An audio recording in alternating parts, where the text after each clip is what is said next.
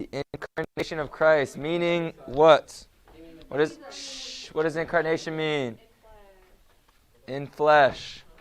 Okay, what were some things we referenced to yesterday? What passage or thing did we reference to yesterday? Okay, obviously it's one of our memory verses. That was one part that we talked about, which was what? John 1:14. Come on, computer.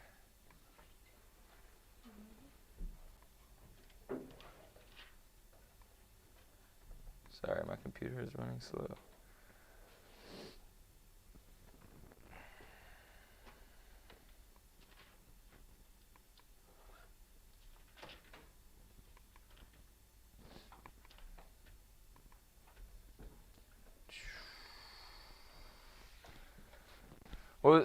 What was the beginning of John 1:14? What did it say that we were talking about?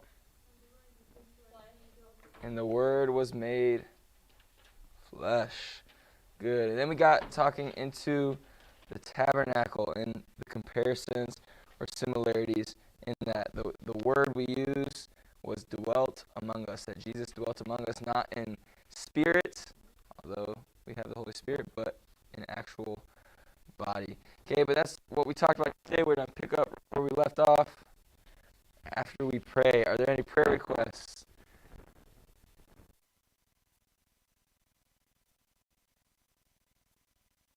Any other prayer requests?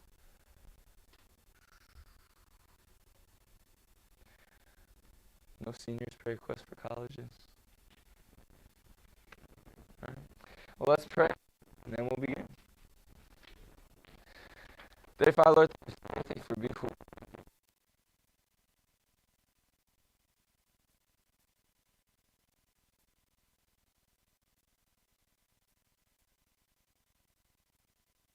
Hopefully, or maybe be refreshed of something we already know.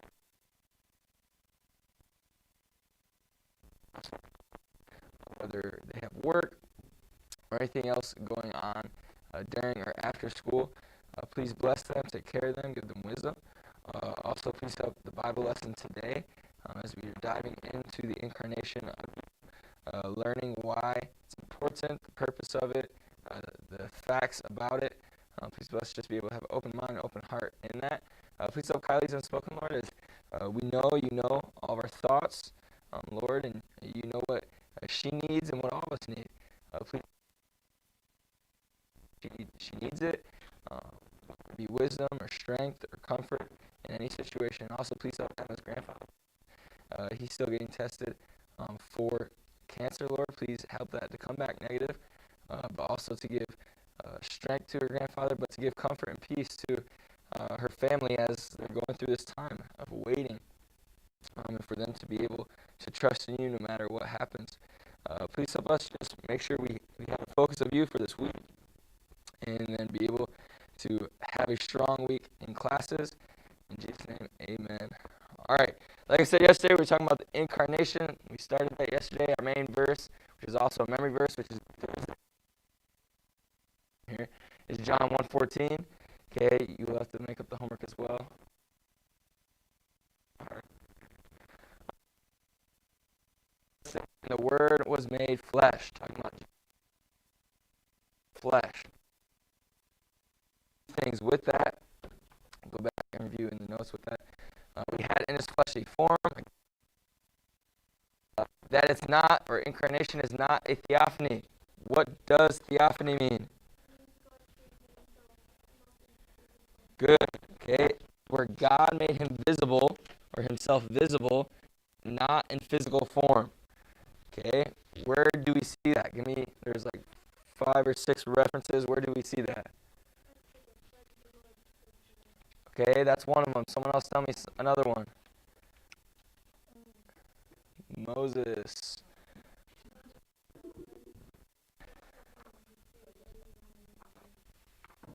Yes. There's actually one that I didn't mention yesterday as well, a pretty popular one. Someone else other than Esther. Come on, guys. Coat of many colors. Yeah, how did God reveal himself to Joseph? Through what? Through dreams, visions. Who else? We had a few other ones.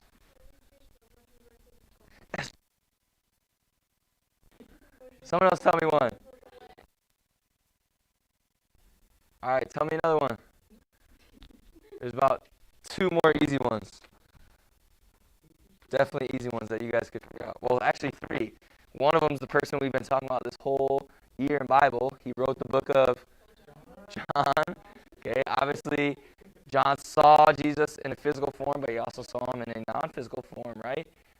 Through the Holy Spirit and through Jesus telling him and inspiring him to write the Bible. So as a writer, okay, who else? Someone super famous in the Bible.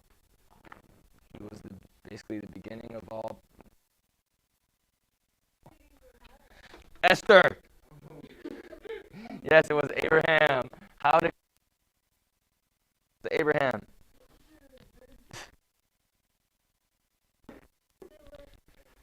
Basically, God called Abraham out of the land of Ur, out of his homeland, to go into. Esther, do not answer this one. There's one more I'm looking for. Someone we all have heard of. Okay.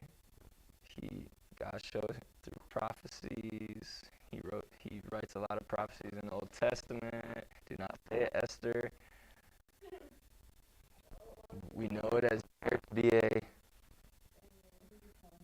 Come on, guys. Song about it. I think Patch Fire or something. Dare to be a.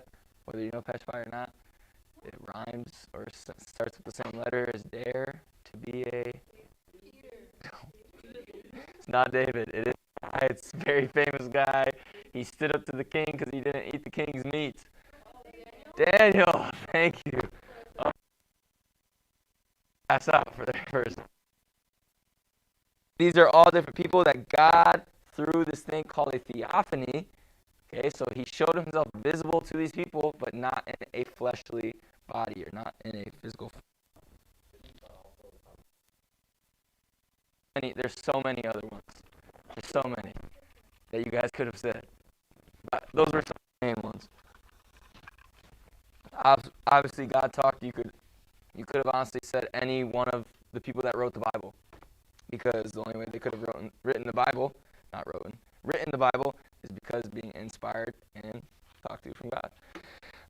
Okay, but those were some things we went over. Again, theophany is again God showing himself visible, but not in a physical form or like a bloody nature. Okay, and then we talked about dwell among us. Okay, and we're looking over some comparisons between Christ and the what? It's on the screen, so it's not too hard. Tabernacle. We're the only one that participates in this class. No, I'm just kidding. Sometimes. All right, but we had the first thing we talked about was the tabernacle. Temporary. Okay, remember we talked about Jesus' fleshly ministry, fleshly life lasted about 33 years. So first we get okay, what else did we talk about? It was outwardly unattractive. Okay, it's like a homeless man living in the middle of the Lancaster desert. Okay, wow, that was the tabernacle of God. Just as Jesus, okay, it references also to Jesus where he wasn't this spectacular, amazing person that you see him and it's like, oh my goodness, it's Jesus, right? You weren't just drawn to him. He's just a normal man. It was like, oh, it's Jacob, just normal guy. Jacob. That's how I felt. It was like, oh, Jesus. Hey, Jesus. How you doing? Right? To them, that's what it was. So Jesus was also outwardly unattractive. Okay, I think, yeah, we did. What was the last one we talked about? Tabernacle was God's dwelling place. Good. God's dwelling place. And this was referenced, obviously. We have the Ark of the Covenant, how it was the dwelling place, and the Holy of Holies, where only the high priest could go. And if he wasn't completely right with God, then he would also die in an instant. Okay, but then how he is God's dwelling place. he is God in the flesh to us. Okay, he was God given to man and allowed to be here on earth. And we see that in the Mount of Transfiguration in Luke 9:28 through 36, if you guys didn't have that reference already, which is our memory verse. But a few more things continue with the tabernacle. Okay, man. Okay, the tabernacle was where God met man. Okay, to get rid of the sin nature or anything with the sin nature, we have to Christ. 25 will communicate with you. Okay, so that's compared to the tabernacle. Moses say, hey, this tabernacle. See, not that same similar idea, right? It's the place to go worship and focus on God. Make sure all our phones are away. Okay, I don't want to take. So it's the place of dwelling and being with God. New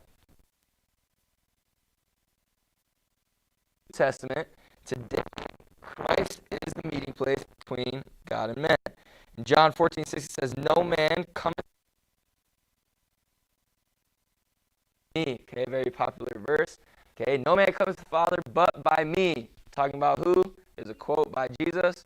So, but by me. He's saying, hey, the Bible also says, I am the way, the truth, the life. Okay, in the verse, Jesus is the way. He's the truth, the life. To who? To have a relationship with who? God. He is the mediator. He's the one sitting on the right hand of God, talking in defense for us. Okay, he is the mediator for us to God. And we see that in 1 Timothy 2:5, if you want to write that reference down. Okay, this truth may be diagrammed as we see. Okay, man has sinned, okay, but we can't get to God because we have sinned. Okay, so it's kind of like a blockage. You kind of see that in the picture. You have man, you have this red line, but then we have sin, so it stops us from going to God. Okay, but because of the cross, and there's so many other pictures, because of the cross and Jesus living a perfect life, coming down as man with a fleshly body, living that perfect life, and then sacrificing himself, dying on the cross as God have that relationship or bond with God. Okay, that's the importance of it. Okay, nextly, we see the tabernacle was it was the center of Israel's. It explains this to us. So if you want to turn to that real quick, Numbers 2:17. Give you time to get your Bibles out. Numbers 2:17. If you don't know where Numbers is, it's in the beginning of the Bible, right before Deuteronomy.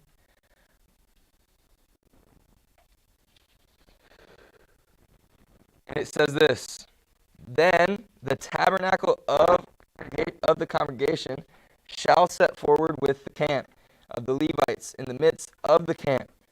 As they encamp, so shall they set forward, every man in his place by their standards. Okay? We'll read the middle of the verse again, or the beginning. It says, then the tabernacle of the congregation shall set forward with the camp of the Levites in the midst of the camp. Okay? In the middle of the camp. It was the center, the hub, go-to place. All right? Everyone could see this tabernacle. It'd be in the center of their daily lives and routines. Okay? Even so, should Christ be the center of our lives too. We should relate everything to him. Okay, so just like in the Old Testament, as we read, in the tribe of the Levites, we have this tabernacle in the midst of them. The Bible says that, in the midst of the camp. Okay, Jesus, we can reference that he should be in the midst of our, right? He should always be in the center, where no matter what we're doing, okay, he's always in sight. Right? We're always like, all right, Christ is there. We know he's there. All right, he should always be in the middle of our camp. Because when he's not, right, so an analogy. So if we have a camp, okay, we see everything in the center, right? Maybe it's elevated a little bit, it's in the center, it's on a hill. Okay, what happens when we move something of importance out to the outskirts of the camp? Like, oh yeah, it's there, it's over there somewhere. I think they're doing well. I can't really see them anymore. That's why it has to be in the midst. That's why the Bible tells us in the midst of the camp. Okay, question. Does he, or Christ, dwell in the center of your heart? Okay, does he dwell in the center of my heart? Do you center your life and thoughts in him? Right? It's a good question to think about because, again, if we don't have, okay, we've talked about this in government and Bible, if we don't have Christ as the center, how are we supposed to have the correct filter in our day-to-day lives? The correct standards in our day-to-day lives? How are we supposed to do that? And centering it around Christ. If he's not the center of my heart, my main focus, if I'm not getting to know him by doing what? How do we get to know? You can read the Bible, you can pray, you can do studies, right? We have Bible class to help us with that. Center of our heart and our thoughts. When Christ dwells among us, we behold his glory. We see him. Okay, although he's not in flesh anymore, we still see Christ move in lots of ways. Remember we learned a couple weeks ago with Ben Sheller, he said, if they did not have, they would not be the same. Okay, it's the same thing here in America. Even though I know we're starting to become twisted in certain areas, doesn't matter which side, so we're going to stay away from it. But we're moving away from Christ, so we're seeing more worse things or bad things happening more and more, right? As we move away from Christ, it's not the center of our nation anymore. So we're losing that center.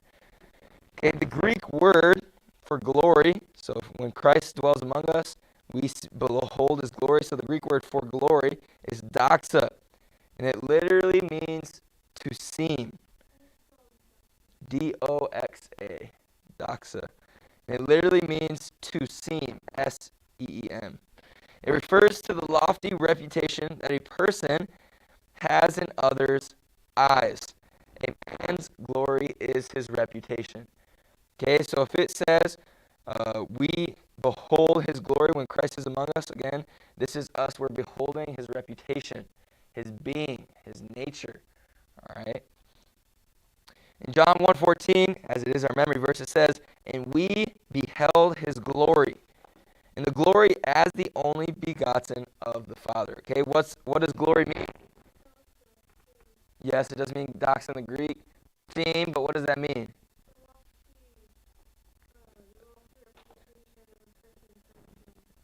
Good, okay. You got it though. Lofty what?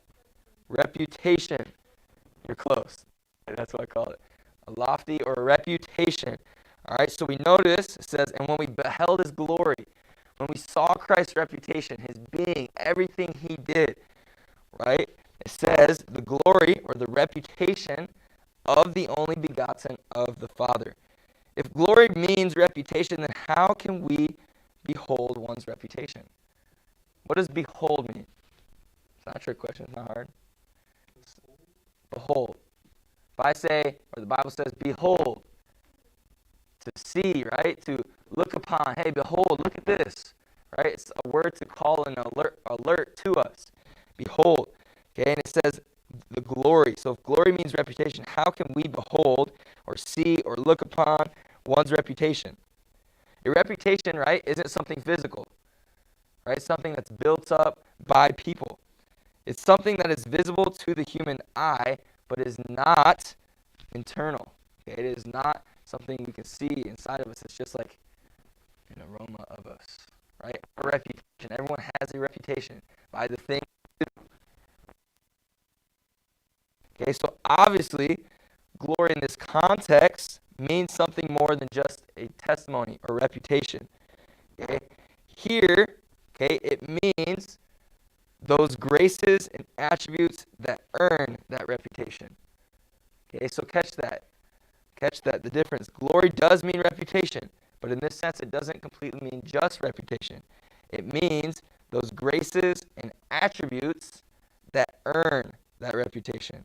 So when John wrote, we beheld his glory, he was saying, we behold those graces, his attributes, the divine cross that only the Father has, that only Jesus has. In other words, those unique things that only God himself can do, we saw Christ do through miracles, through defeating death after dying on the cross.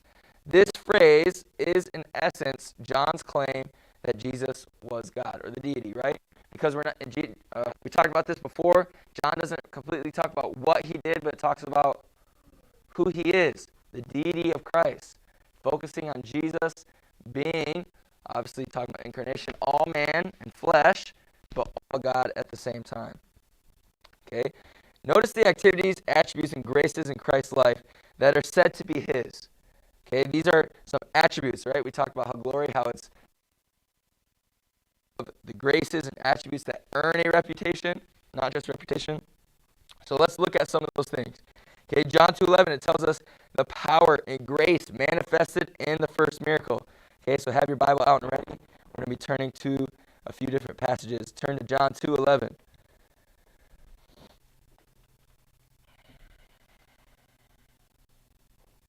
John 2:11.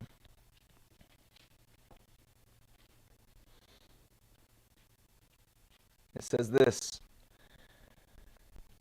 This beginning of miracles did Jesus in Cana of Galilee and manifested forth his glory, and his disciples believed on him.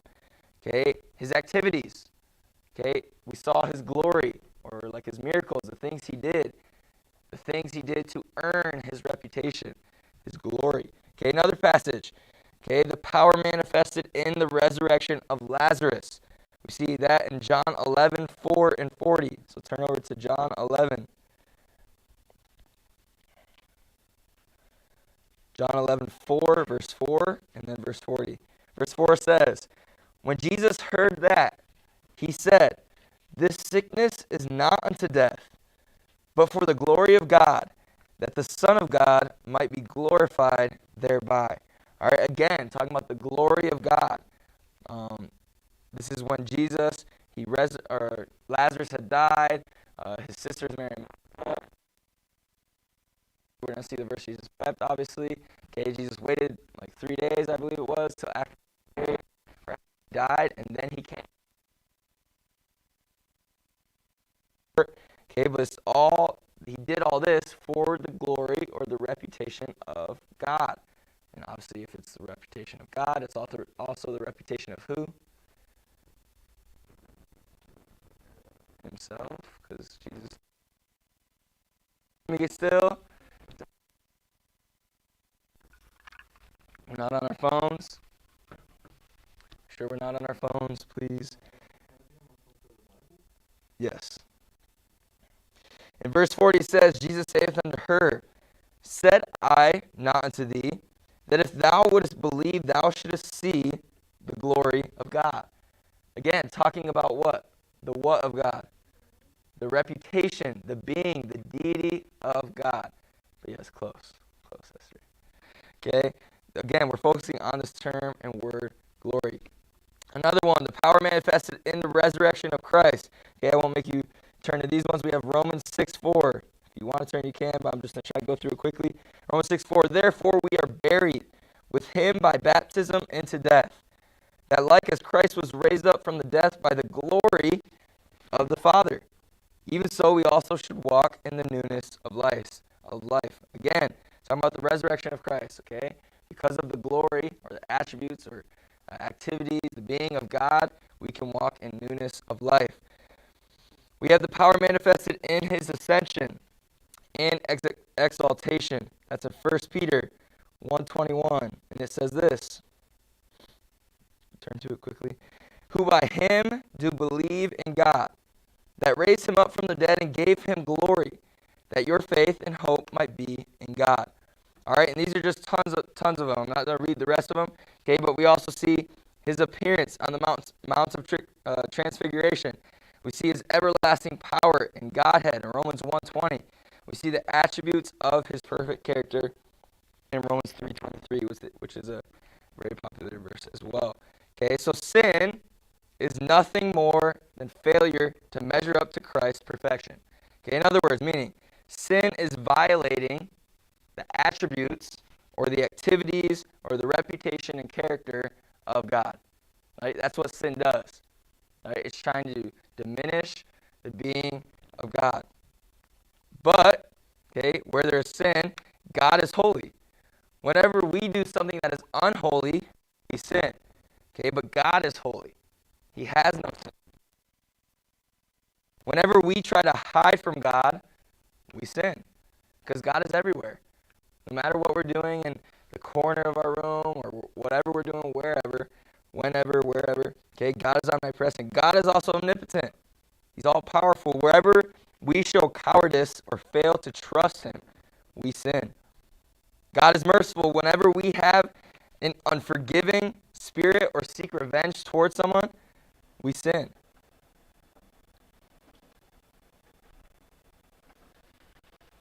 Someone's printing something. It's a letter from the office. I'm just kidding. It is. All right, we also have God is long-suffering. Whenever we are impatient, okay, when we don't wait on someone, when they make us mad and we're just like quick to anger, okay, we sin. And God is sovereign. Whenever we try to run our own life, right, or be the ruler, sovereign is the ultimate authority given unto God. When we try to do our own thing, rule our own life, we sin, okay? What is all the same things, like what does it all equal, right? We sin.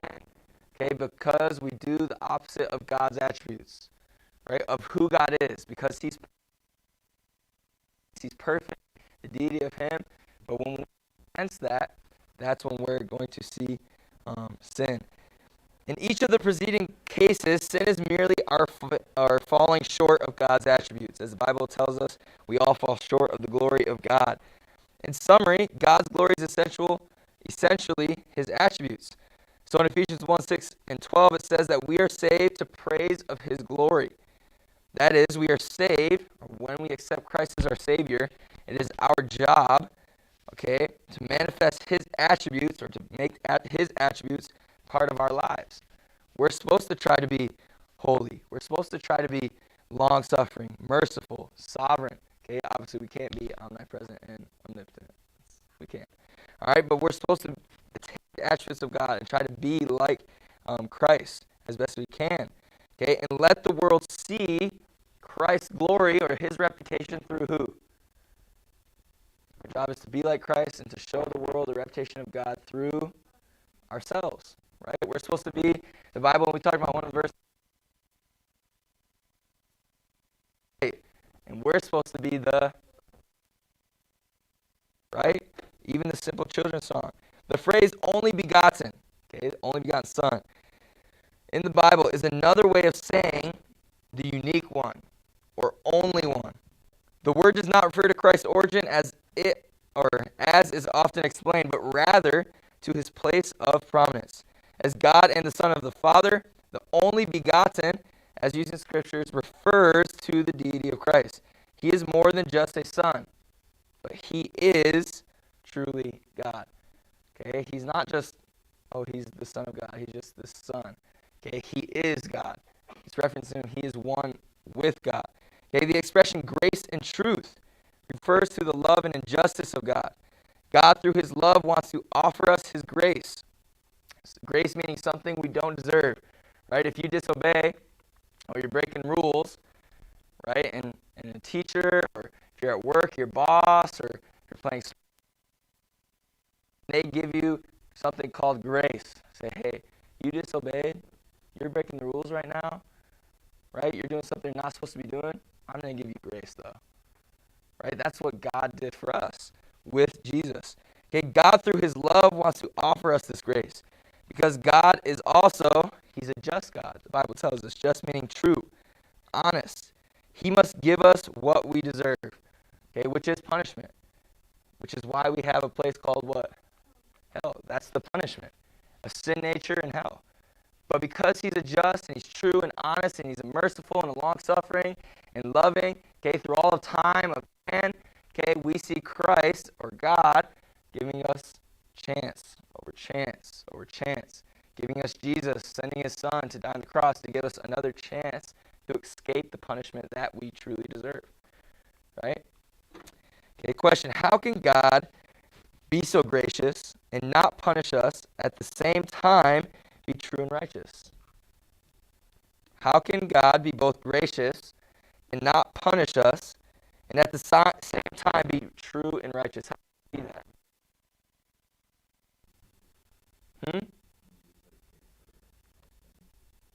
Okay, we have it, like you said. The only way God can do that is like Noah said, through Jesus, in Christ. Okay, God punished Christ in whose place? Our place. We deserve the penalty of our sin. We deserve that penalty of a sin nature and going to hell. But Christ took the sacrifice for us. He died in our place and thereby satisfied both the grace of God and kept God, because he's never changing, kept the attributes of him being true and honest. God didn't change his being. He didn't change himself. Punishment. In a great punishment. Still a punishment of sin nature. And that was God's Son, Jesus Christ, dying on the cross for us. In verse 15, the word translated witness. Okay, witness is the Greek word marturio, from which is M-A-R-T-U-R-E-O, from which we get our word martyr. To witness means to state or to tell publicly what one has seen or heard. Through the long, dark ages of history, men who were willing to tell publicly what Christ had done for them were beheaded, were burned at the stake, killed, stoned, mocked. Therefore, these, quote, martyrs or martyrs were people who testified, and they became known as martyrs. To be a witness today doesn't cost most of us that much, right? For us to just tell people about, hey, man, I was a sinner, right? The Bible tells me I'm a sinner. I have a sin nature, right? Have all of us done something wrong? Okay, I'm going to go over the gospel story with you. Cheat, disobey directions, authority, anything. Would everyone say they haven't lived a perfect life? This is where everyone says, yes, Mr. Cole, we're not perfect, right? I'm not perfect, you're not perfect, okay? Meaning we have sin, okay? Because of this, I have a Savior that saved me, right? But I can talk about that, and nothing can happen to me right now. We have the freedom for that, okay? Are you guys scared, or am I scared when I talk about that I'm going to get stoned by someone, that a mob of 20 people are going to come and just stone me to death? No, I'm not frightened at all. Especially not in America. There's probably still some stories that it does happen, but it's getting close to what it used to be or what it is in different countries. Okay, we have that freedom, that liberty. Okay, and we see that. Okay, we're not going to be burned to the stake. Okay, we're not getting beheaded. Okay, to be a witness today doesn't cost us that much, yet we seem to be less willing to witness to those who need it. We're less willing to witness also to those who have laid down their lives for doing so. Okay, we hear stories of missionaries being martyrs in foreign. We hear stories, right, of people sacrificing their life to tell people about Jesus. Now we have so much to be able to do that. Right? Is that a fair statement? I know I could be better at it. I'm not going out every day saying, hey, man, this is what Jesus did for me. God loves me. I know I don't do that every day. Maybe you guys are better than me. Okay? But we have to be better. God's given us freedom and liberty. Remember we talked about government? Responsibility. That applies to life.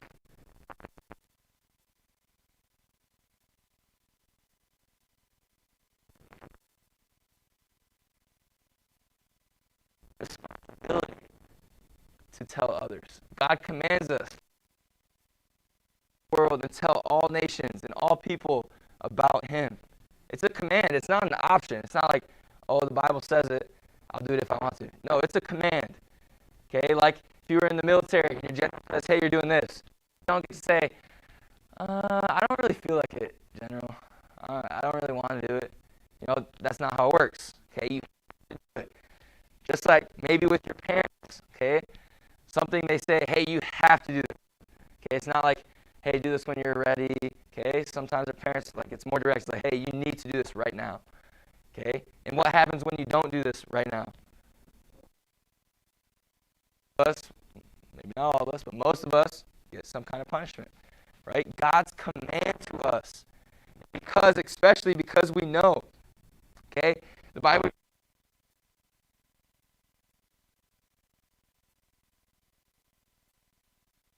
okay, we are held accountable. We know. So if you hear it, responsible for accepting it, okay? To those maybe who our job and do that. Okay, those are a few notes on this. Is a couple more, and then we will be done for today. I know the bell just went. That is translated. The word means to become.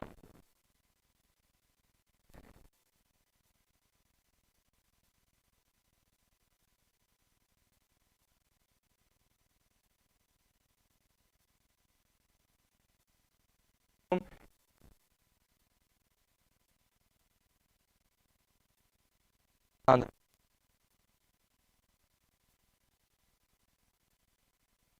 before John the Baptist. Although he was born in pre-existence. All right, that's all we're going to do for today. Tomorrow we'll get into the purpose of everything. Okay, I know this was kind of a longer first section, but we have the meaning of incarnation. Okay, the meaning of it, how to relate to it. But tomorrow we're going to talk about the purpose of the incarnation. Thank you guys for listening so well. You may be dismissed to your break. No homework, except working on your studying your verse and your booklet.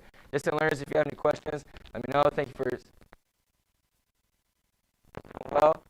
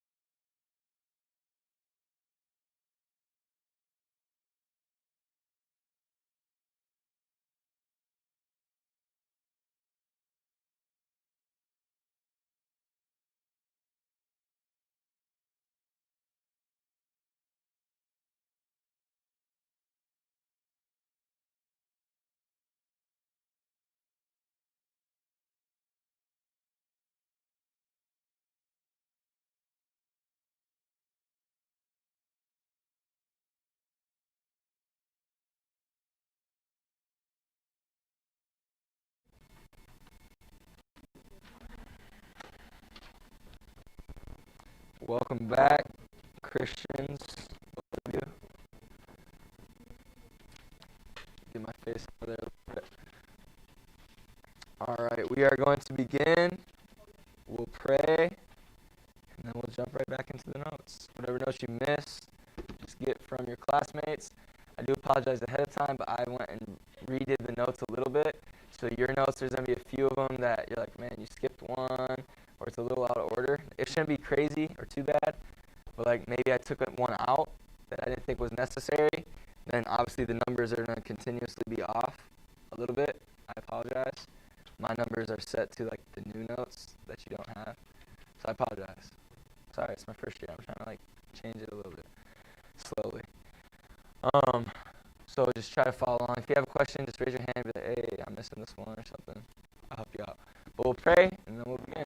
Any questions? Any questions? Any prayer requests? Got Emma and Kylie's prayer requests. No other prayer requests? You guys must live perfect lives. There's nothing wrong with it. Nothing we need. Nothing going on. All right. Well, still, I don't know if you guys probably don't even remember me asking, but one of my brothers, his biological brother, died. We found out from a stroke. So pray for him. He's 29 years old. Pretty young. He had a daughter, so now the daughter has no father. So pray for my brother. He's going through a little bit. All right, let's pray and we'll begin. Dear Father, Lord, thank you for this day. Thank you that we all get to be here again for the second hour in a row for government, for us to be able to break down the system of our government and in this legislative branch, Lord. Thank you for allowing us to live in a country that we get to be and have an influence as an individual people in our vote where it does matter. Although we seem it might be insignificant, it's not. And you given that freedom for us to have. Please allow us, Lord, as we might disagree with certain things, whatever we believe, hopefully we can learn what the Bible says and we can build our standards and philosophies and stances on what the Bible says. But whatever is believed by whatever leader we have, please help us to remember to respect them, to respect the leader, to respect their position that has been given, but to always make sure we obey you. Also, please help any prayer requests any of the kids have, Lord, whether they said it or not. Again, you know what they need. You're all knowing, and as we just talked about in class, please allow them to have comfort in whatever situation, have wisdom in school and whatever situation they need, and strength. Also, please help specifically Kylie's unspoken, Lord. Take care of it. As we're going to pray for everything, please take care of her or the situation it is, Lord, that you do something that only you can do to maybe show yourself to her and to reassure her in you, Lord, and in your strength, as I know we need that. Sometimes we believe in you, but we don't always trust in you. So allow you to be able to do that and show her a miracle in her life. Please help Emma also and her grandfather be able to protect and heal, whether it's just something small or if it's cancer, Lord. Please bless the family, give them comfort, strength, and peace, Lord, to be able to rely on you, whatever may happen, and for us to be able to be here for Emma in that situation as well. Please help the rest of students in school and this week for the safety you've given us so far in the school year. Thankful that we get to be here. And in Jesus' name, amen. All right, we're picking up right where we left off last week. We're kind of talking about basically like the roles, some specific things of the Senate and the House, right? How old you have to be, you have to live where you're being a leader of, all those kind of different things. We're just kind of breaking it down. Talked about specific things that were in the Capitol building, like the rotunda. We talked about the Statue of Freedom, right? What was the specific quote that was underneath or on the top of that one part of the Capitol building? What did it say? We talked about it in a note. It was like, in God we... Pretty easy question. All right, so we kind of talked about that as well. And today, and where we left off, we're going to be talking about a chaplain. That's the first thing we're doing. A chaplain. What is a chaplain? Someone other than Hannah. Tell me what a chaplain is. Yeah, we mentioned it a little bit yesterday. Basically, a religious leader to the military or to the government. Okay, obviously there's a specific chaplain assigned to the White House, but there's chaplains throughout the country serving. Sorry, I took that off. That's 74, that's fine. Okay, we have a chaplain there. Ministers to the spiritual needs of members, staff, and their families. They pray before the daily sessions in the house, and they hold the Bible studies and conduct weddings and funerals.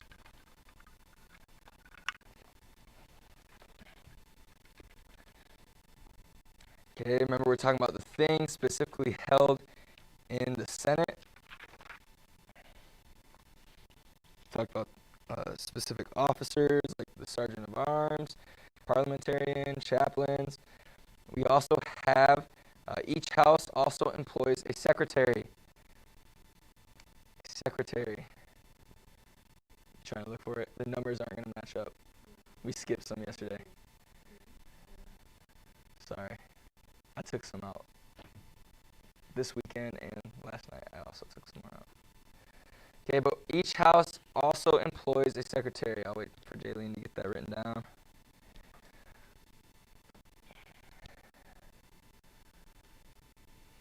All right, each house employs a secretary, and they are called a clerk in the house. They are, or he, record keeper for the house. This clerk is the official record keeper for the house, or his house.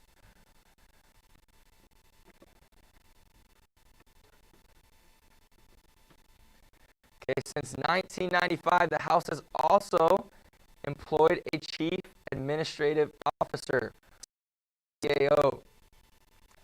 This is a person who helps maintain much of the operational infrastructure in the House in the areas such as finance, payroll, childcare, and informational technology. Okay, it deals with all of this administrative stuff. Obviously, that's in his name, Chief Administrative Officer. He's the main administrator. He runs the administration. Okay, that was just a few things we were ending on from the last section.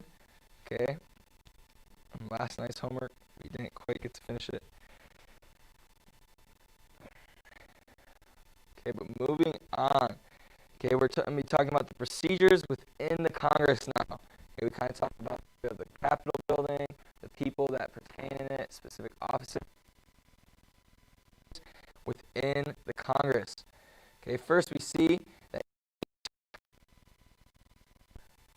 which we've already kind of mentioned, lasts for 2 years. Okay, but it is a procedure, and we see it in Article 1, Sections 4 through 6. That's what we're going to be covering, kind of. The Congress must meet at least once each year, so there are 2 regular sessions of Congress during each term. At certain times of the year, during national holidays or other events, Congress adjourns from the session. Okay, meaning they either reschedule or don't go.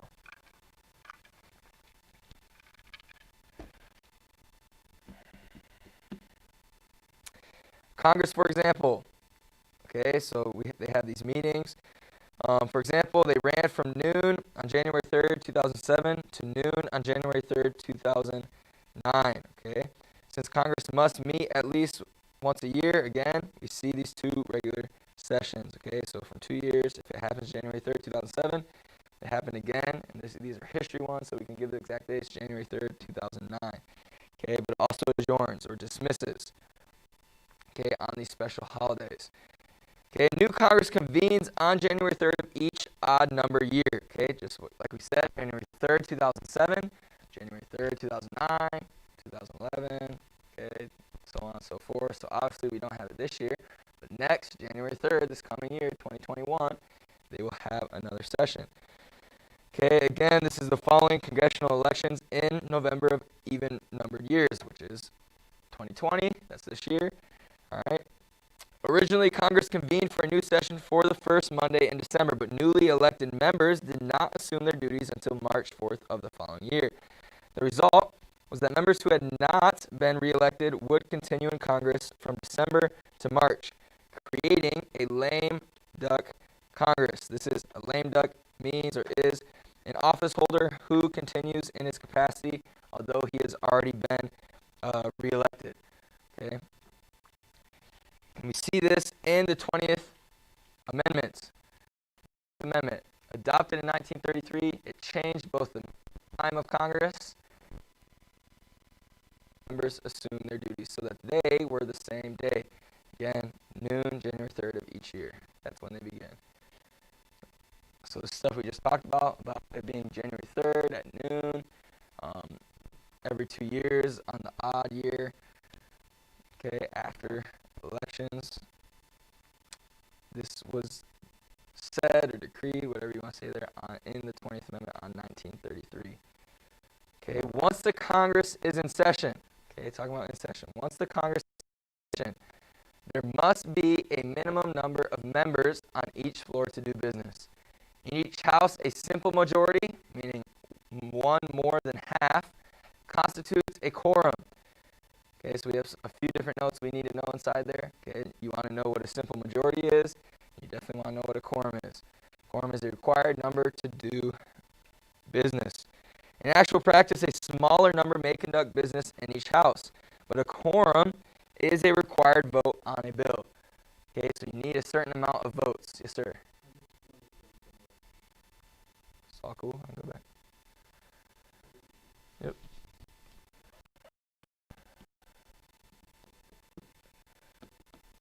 Okay, a quorum again is the required vote on a bill. Each house may compel its own members to attend meetings if their absence would hold up congressional business. And this duty has been given to the Sergeant of Arms. Okay, who is the Sergeant of Arms? What does he do again? He's the chief of what?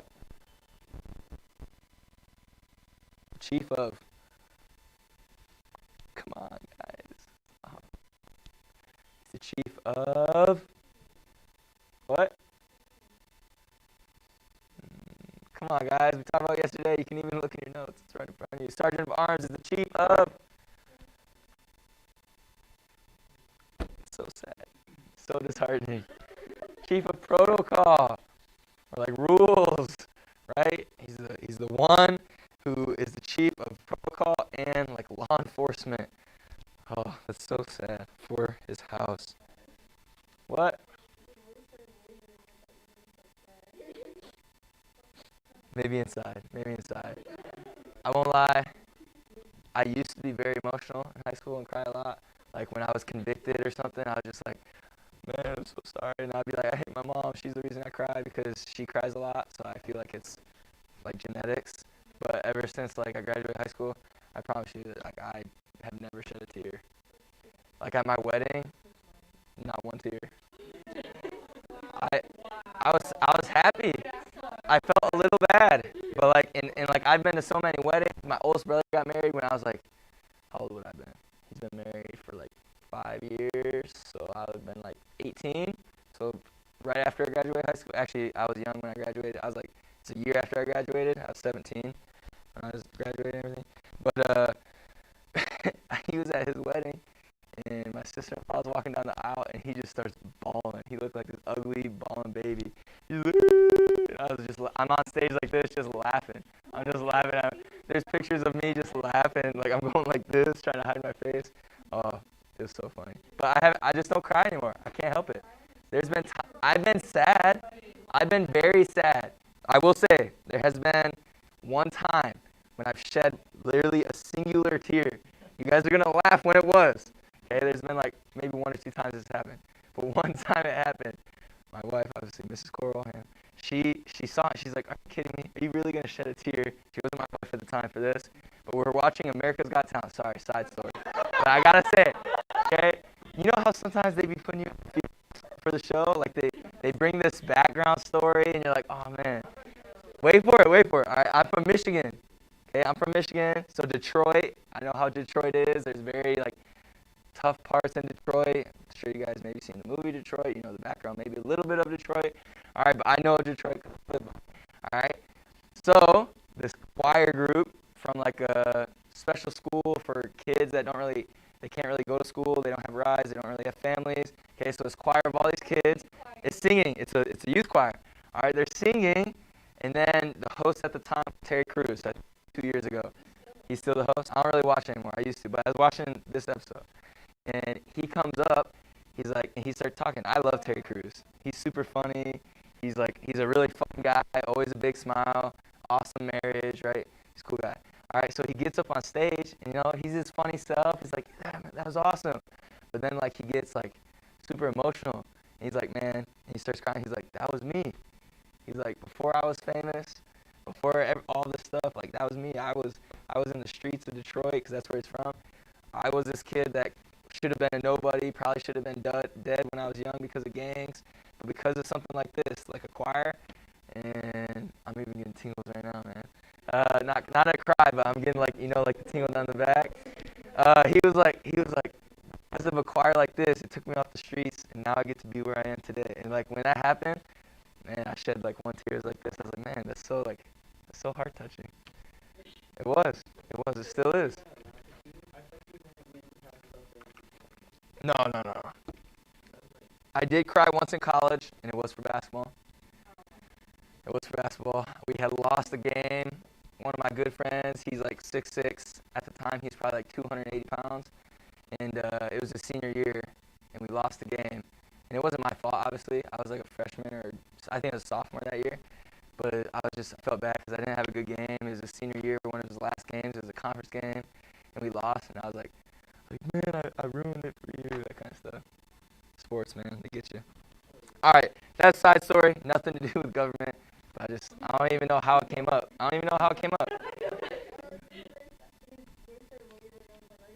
Oh yeah, because I was like, oh, you guys are hurting my heart. Yeah, all right. So back to the notes.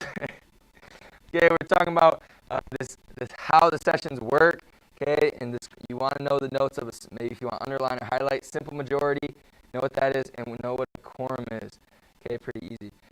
Okay, but give some background on this. Since 1873, all that is said on the Senate and the House floors, as well as all roll calls on all questions, has been published in the Congressional Record on basis.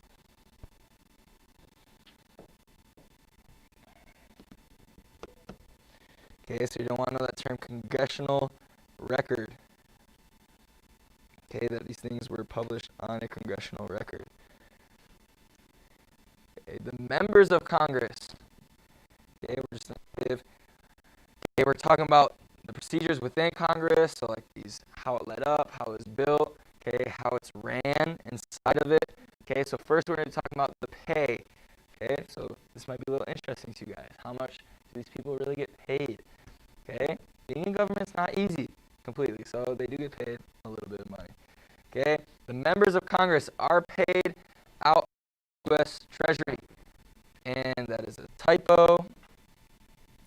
I don't even know what word that's supposed to say. I think it's in Seth. I don't know why it says Seth. Maybe I was thinking about one of my friends named Seth. I don't know. I'm sorry. Okay, but they're paid out of the U.S. Treasury in Seth. According to the 27th Amendment, any pay raise that the Congress gives itself cannot go into effect until the next congressional election. Okay, so we're going to see some salaries. These aren't really updated salaries, but the book gives us some old salaries. Maybe I'll look up more current day, but they're probably somewhat similar still, to be honest. Okay, we have some yearly salaries as of 2011 of these different people of Congress. We're done with that last one? Yes? Jalen got it? I want to make sure everyone gets it. Sorry. Okay, we have some yearly salaries. Down, I know it is a note, but these aren't things you have to know. Maybe they'll be bonus or something. Okay, but it's just cool facts to know. All right, senators and representatives. Okay, this isn't exactly they get paid this, but this is on average. And this is also the gross income. Okay, so it's not completely everything they get, but this is maybe the amount they get before taxes and everything. Okay, so senators and representatives get about $174,000. Speaker of the House gets around $223,500. And the President Pro Tem and floor leaders get about, or estimate of $193,400. All right, that's a good paycheck. Certainly, probably to lots of us, we're like, man, that's really good. If I made that much money, to me, I don't understand Okay, side story again. I don't understand how like people ever have money problems when they make money like this. The only reason they have problems is because one, they try to live a too expensive life and they build themselves debt. Like that doesn't make any sense. People can make it on way less than this easily. So I don't understand. I don't understand how like NBA players or any athlete goes bankrupt. I know it's so stupid to me. It doesn't make any sense. Sorry, another little side rant. All right, but privileges of the Congress. Okay, so we see pay, we see privileges. They get special tax deductions, travel allowances, affordable medical care, and funds to hire staff and assistants. All right, basically, although they might not, to us, I mean to me, they get paid a lot of money. Okay, but compared to lots of other jobs in our country and world, they get paid above average, above middle class, but it's not like they're not getting paid millions. Okay, but they do get also these lots of privileges, which makes up for some of the money they don't make in person. All right, whether we agree with how much they're making or not, okay, but they do get special tax deductions, travel allowances, affordable medical care, and funds to hire staff assistants. Okay, so we have the triple P, man: pay, privileges, and now we see the penalties. Not penalties yet, sorry. There's a few more privileges than penalties. Okay, the offices in Washington and at home. Okay, so these people usually get assistance in having, obviously, somewhere to stay, whether it's an apartment or house, or there's someone super special, they have a specific building they live in. Okay, they have offices in Washington, but they usually also have a house or something at home. Okay, we also have the franking privilege, which means they are charged no postage on their official mail. Like you and me are charged, they are not. They have a modest rate life insurance and medical insurance. Okay, basically they're taken care of, and they contribute to a pension plan, so they can receive a higher pension when they retire.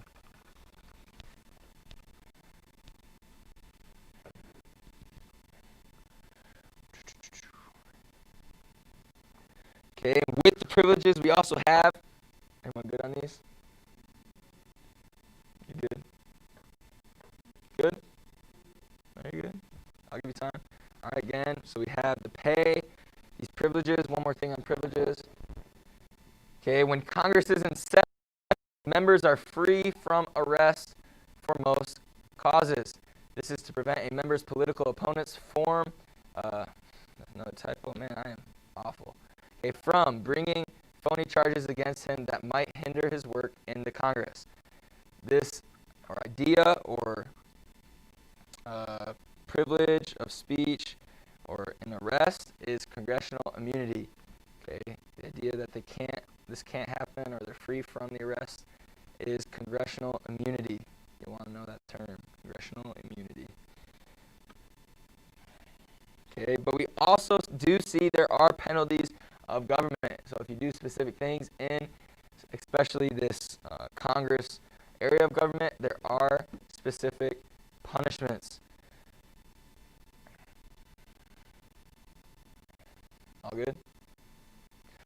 Congress can punish its members for disorderly behavior and can censure or officially condemn a member for misconduct.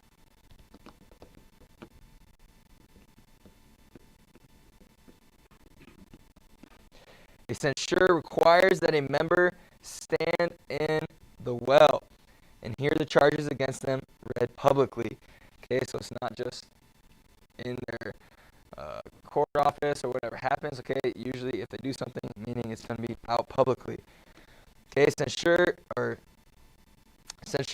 are rare, but they do occur. In 1990, the Senate censured a member, and in 2010, the House of Representatives censured another member. Both were for usually, and most of the times, if they are, it's for usually like money or financial misconduct. Yes, sir. Last note. There, gotcha.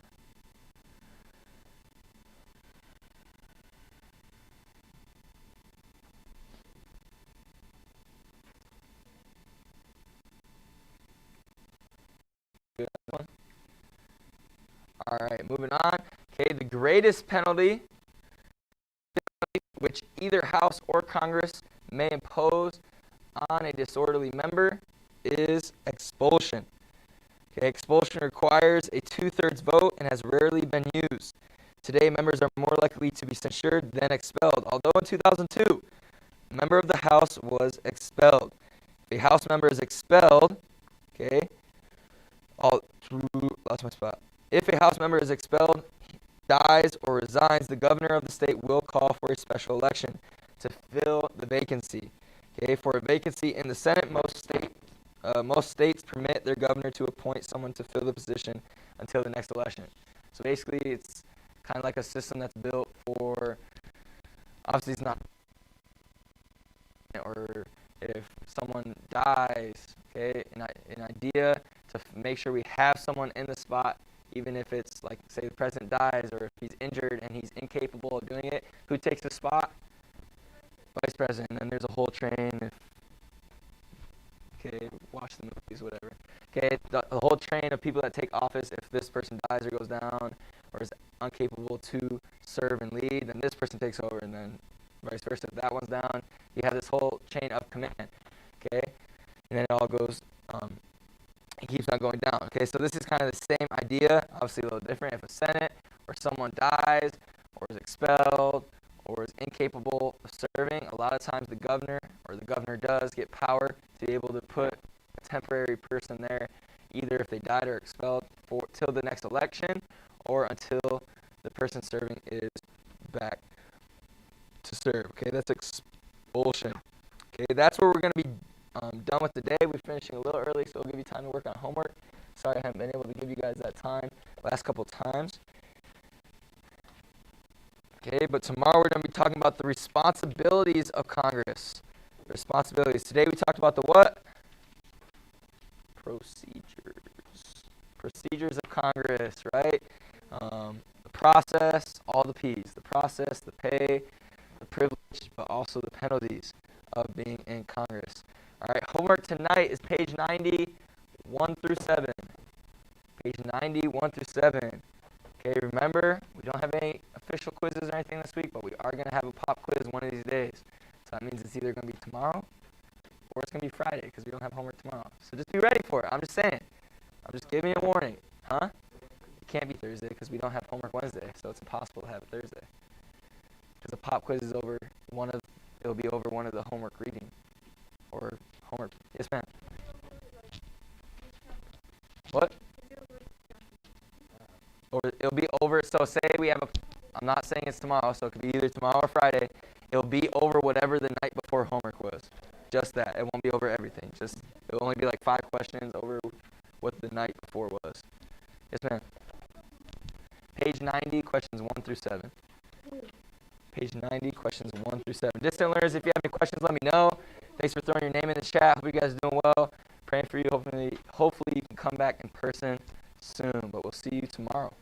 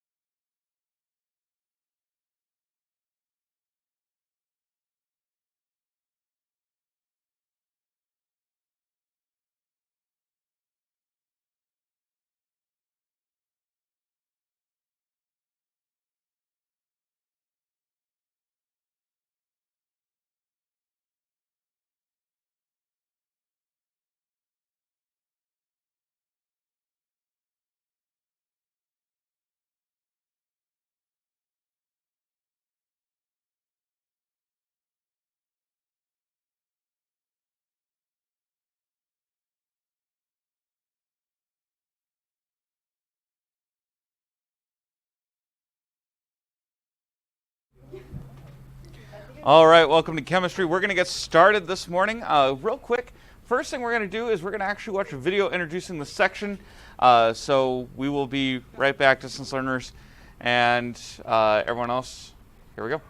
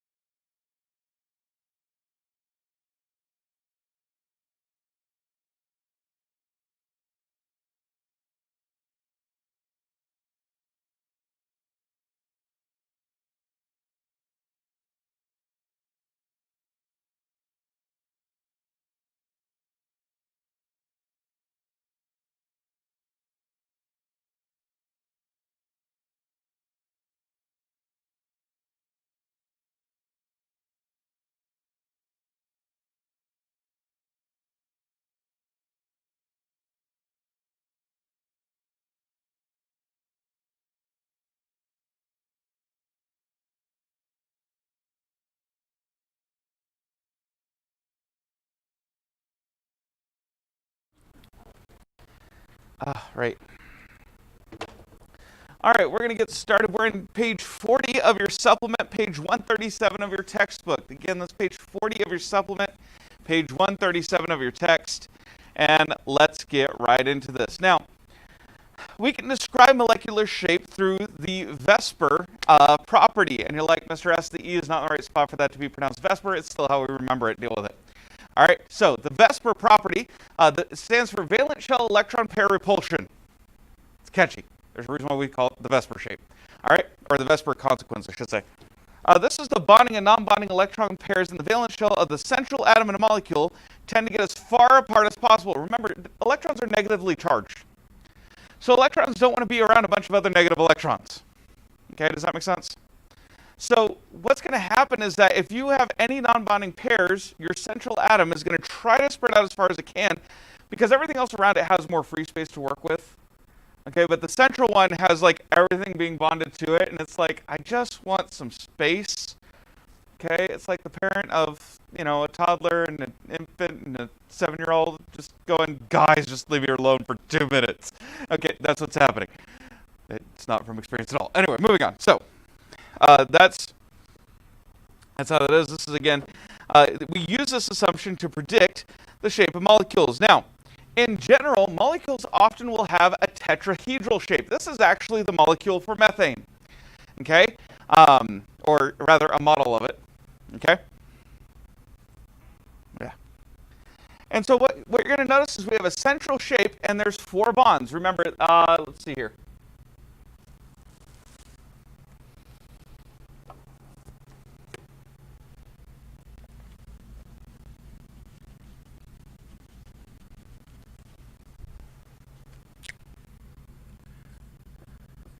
Remember, this is the chemical symbol for methane. Okay? That's C followed by 4 H's. And that's typically how we'll write it in Lewis structure. Okay? You have it written down there at the top of page 40 in your supplement if you guys were filling it in as we went. And so this is what's happening with methane, but it's not this shape. It's not flat.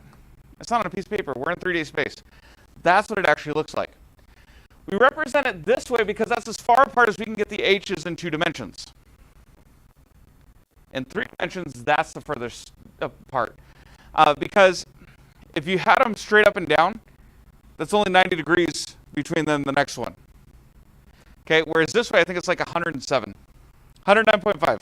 Never mind. Helps if you look in the book.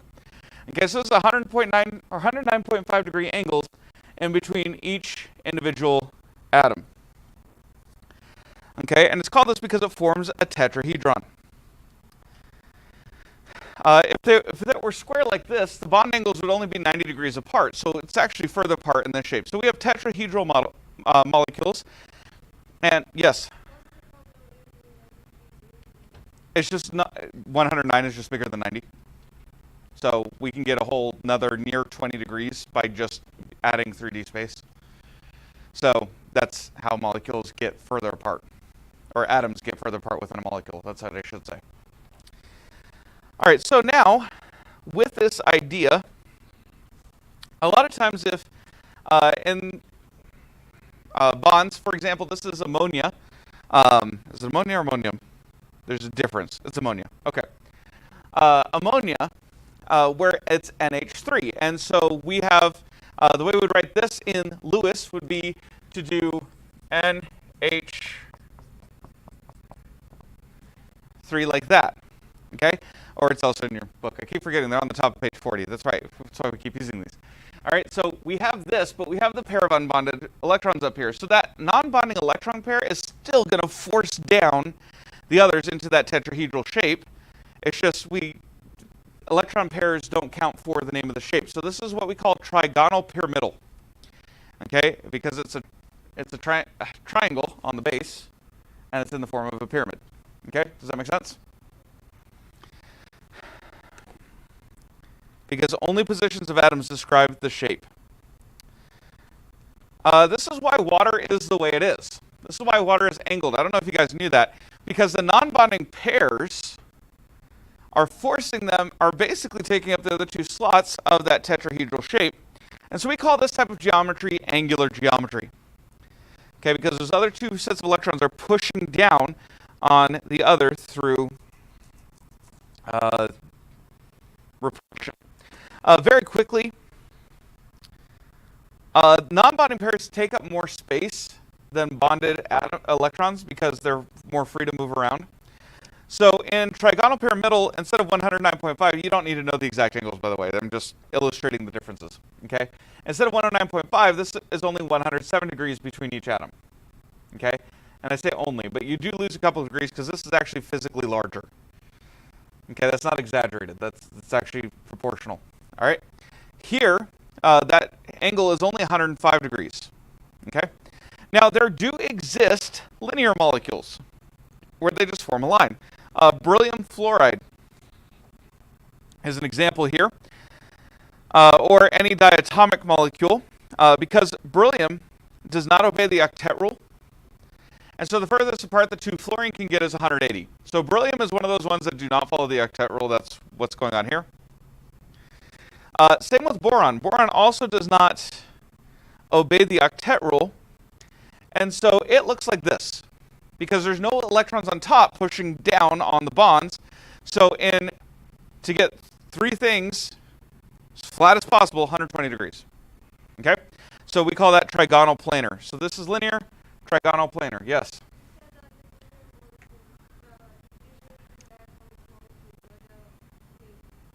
Right, because 2 points determine a line. So if I have H2, so H with H, it's going to be a linear molecule, or HCl.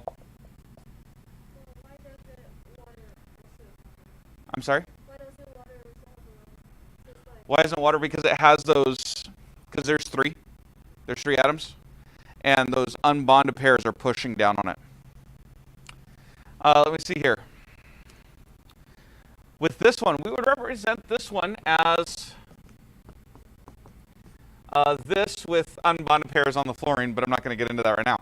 Okay, but again, boron doesn't follow it, so it ends up being flat. Because it can be flat, that can spread out more and get to 120 degrees. All right, so you need to know the names of the shapes. That is important, okay, but you don't necessarily need to know the degrees of the bonds. That's just me illustrating some of the differences between them.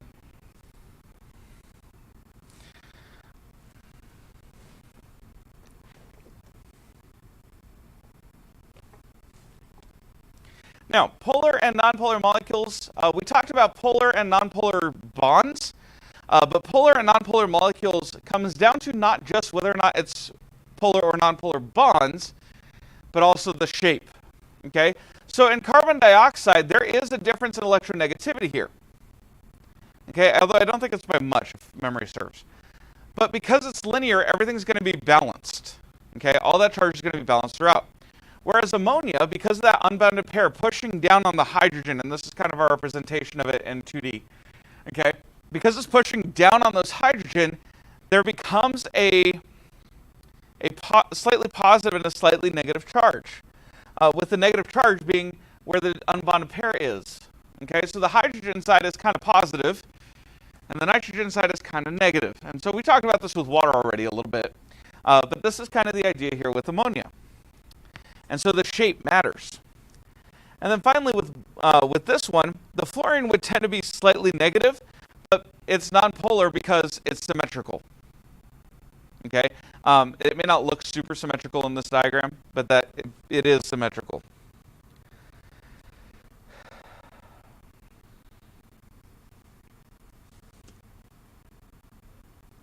All right. Oh yeah, we already watched that one. Okay. So intermolecular forces. Okay, the stuff in between. Did I miss a video then? Did I put the wrong one up? I looked at the wrong day. Oh well. It's fine. I might show the other video later then. All right. So intermolecular forces, which is what the video we just watched is about. This is forces between molecules which determine many properties of substances, especially in the liquid or solid states. And so this really helps describe what's actually happening.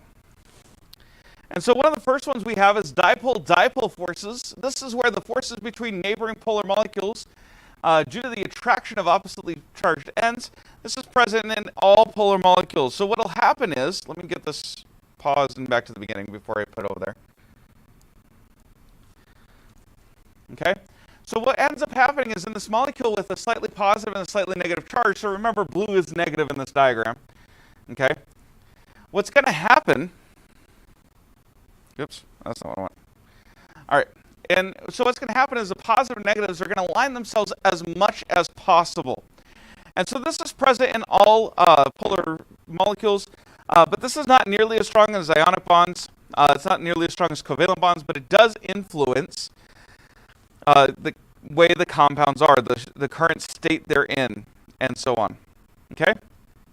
So that's present between all polar molecules, but they're not present in nonpolar molecules. Okay? The next one is London forces. Okay? These are weak, I mean extremely weak, intermolecular forces resulting from instantaneous dipoles of molecules. This is the only type of intermolecular force that affects nonpolar molecules. And so nonpolar molecules tend to, you know what? No, I'm not going to say that because I don't remember if that's correct. But nonpolar molecules don't have a negative and positive end. But what can happen, let me get this backed up. What can happen here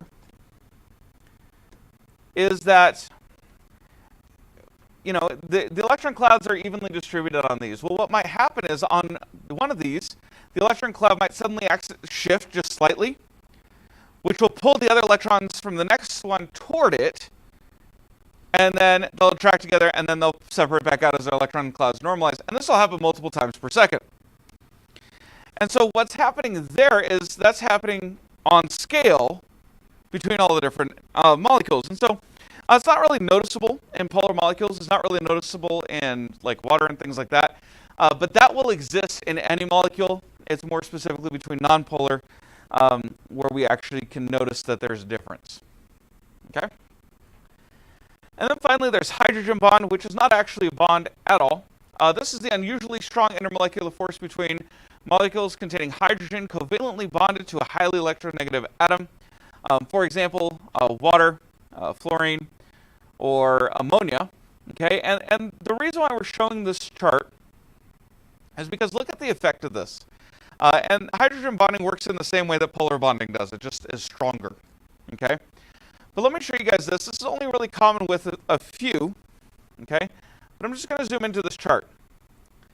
These dotted lines are where the boiling points of ammonia, hydrogen fluoride, and water should be, based on everything else we know about molecular bonding. The solid line, it points to where they actually are. So because of hydrogen bonding, water's boiling point is at 100 C versus negative 75,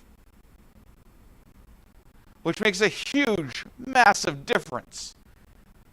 Life on Earth requires liquid water. Because of hydrogen bonding, water exists as a liquid at standard temperature. Do you see the beauty of that design? Based on the rest of the periodic trends, God made an exception for hydrogen. Okay? And so these three specifically have the hydrogen bonds that you can see there on page 142. This is all summarized in table 9.4. Okay, on page 143. All right, so those are the three types of bonds. Let me see here.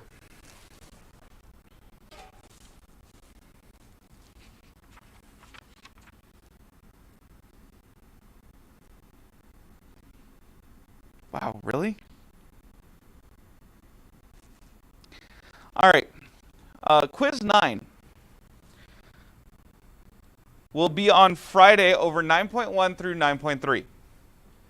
9.1 to 9.3 will be, that quiz will be on Friday. We just finished 9.3. Tomorrow, what I'm going to do is I'm going to go over, or I'm going to play the video that we were supposed to watch this morning because I accidentally looked at the wrong day. So the one that was actually supposed to talk about 9.2 that we were in.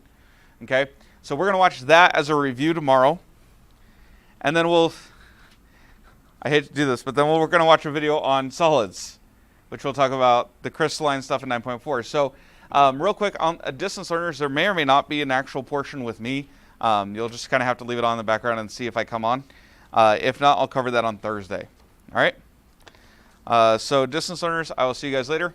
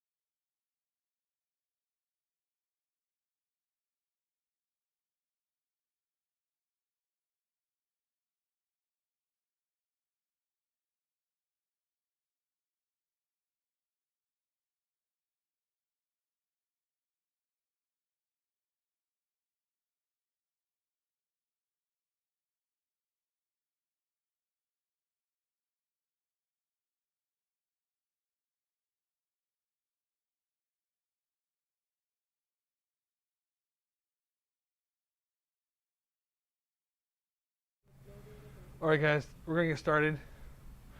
We're actually going to skip section 4.2. We're going to go on to section 4.3 on page number 76. We're skipping 4.2 because you guys making a pie chart to illustrate a time budget is not practical in any way whatsoever.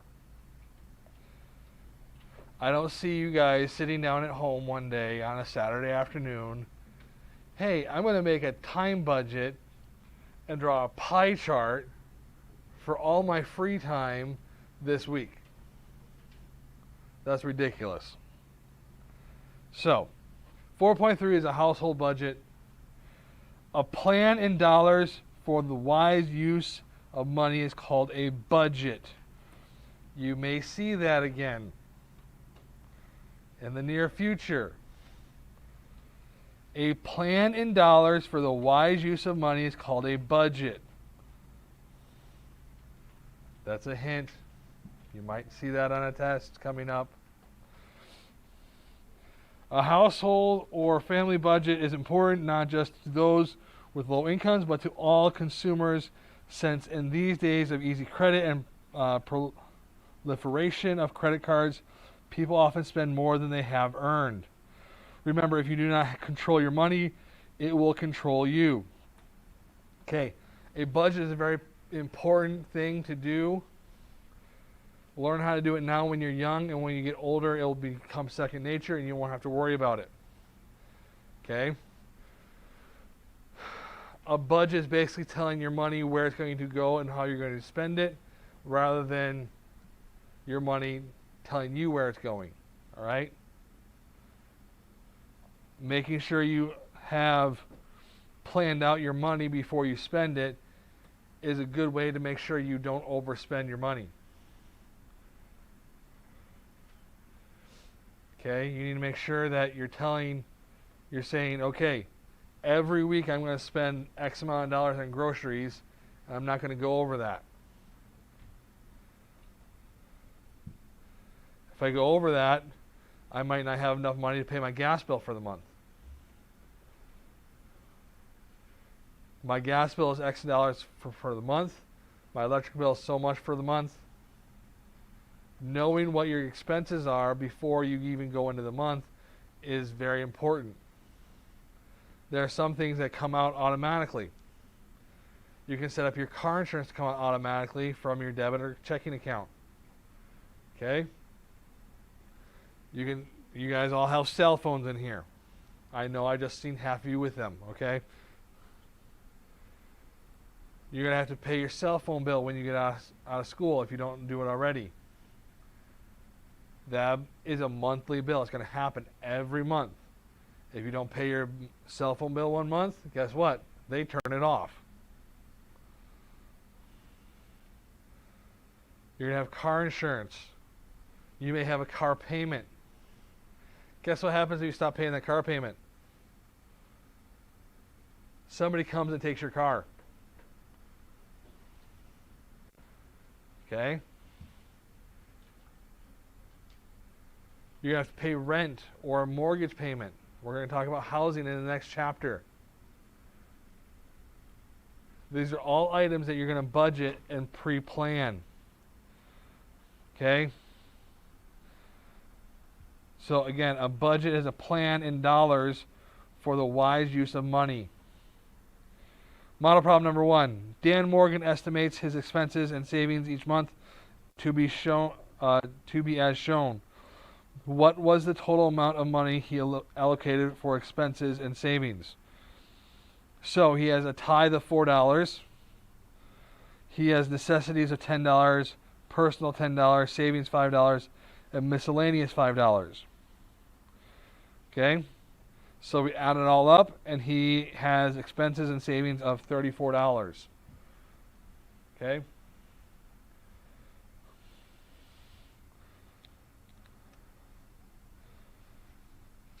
Model problem number 2, find the total estimate item by item expenses on a yearly and monthly basis.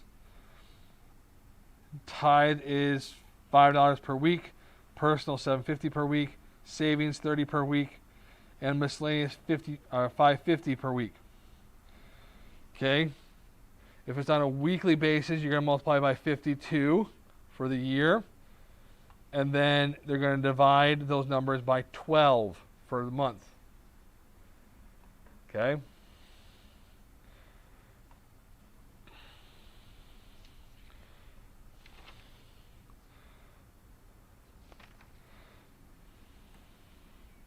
So we're going to take $5 times 52 is $260. $7.50 times 52 is $390. $30 times 52 is $1,560. And $5.50 times 52 is $286. Add all that up, he got $2,496 for the year. Take all those numbers divided by 12, and then add them all up, and you're going to get $208 per month. Okay? So, different people do different ways of budgeting. I'm sure you all have heard of Dave Ramsey. Dave Ramsey says to have a zero-based budget.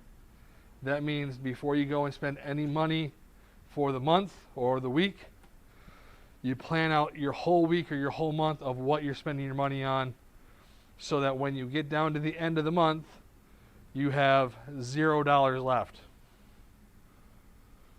Because if you have any money left over, it's just going to be wasted. You're going to use it for something else. Okay? So, you take and you tell your money exactly where you're going to put it.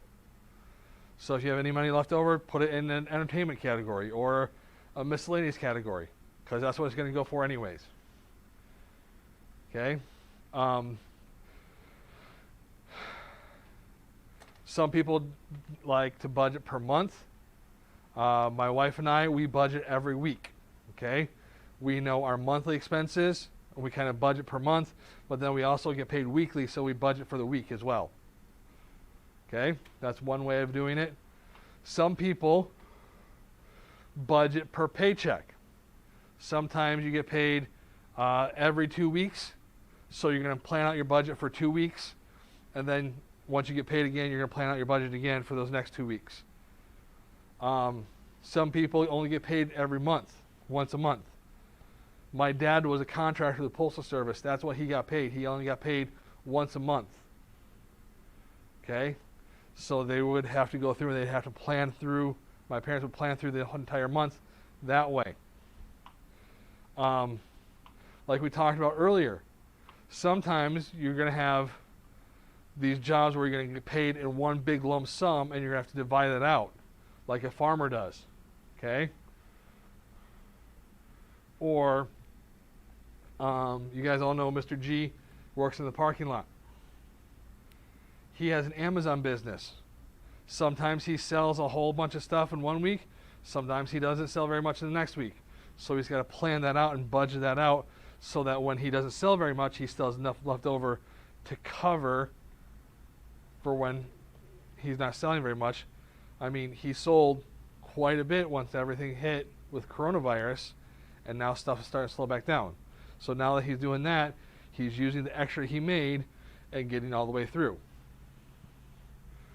So, you guys, that's what a budget's there for, is to help you plan your money of what you're going to do. Okay?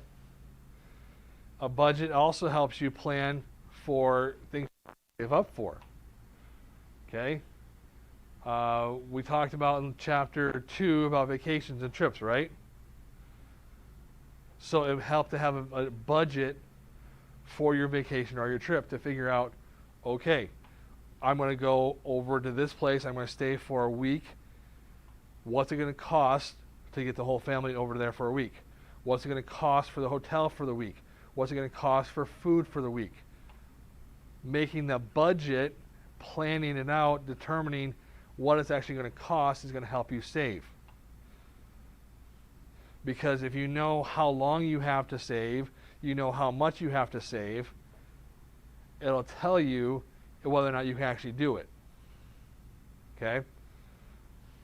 So, we're going to have a quiz on Thursday That's going to be over section 3.1 to, I believe, 4.2. 3.1 to 4.2. Yes, I know we already had our test over chapter 3, but the quiz is going to help you prepare for your next test. Your next test is over all chapters 1, 2, 3, and 4. Okay?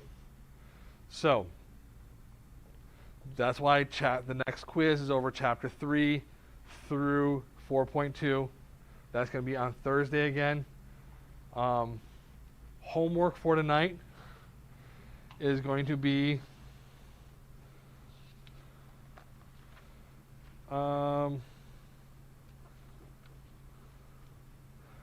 let's go page 78.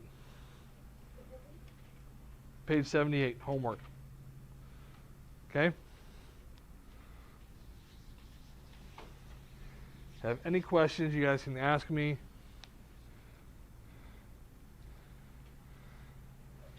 Other than that, you guys can get to work.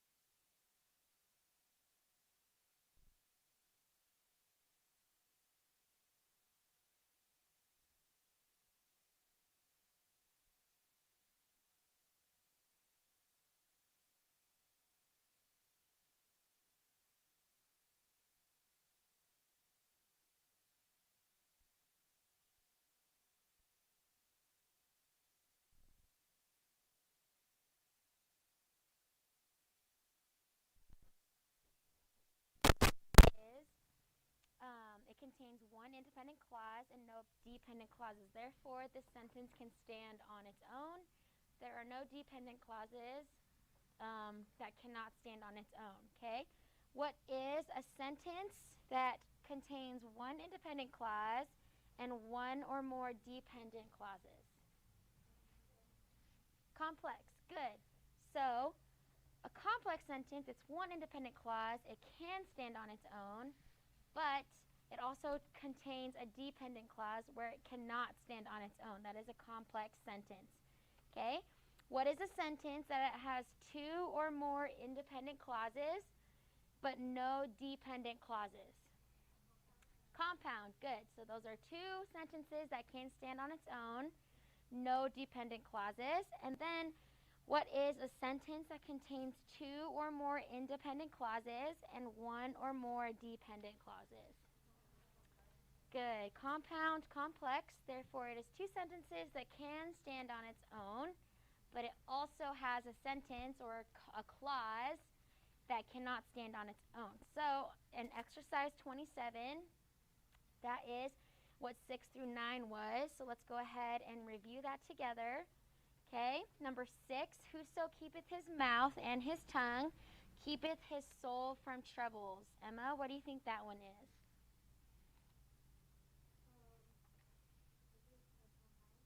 Not a compound. Who can help her out? What is it? It's just a complex, okay? Emma, the reason why it's not compound is because there isn't two independent clauses. So it's just one.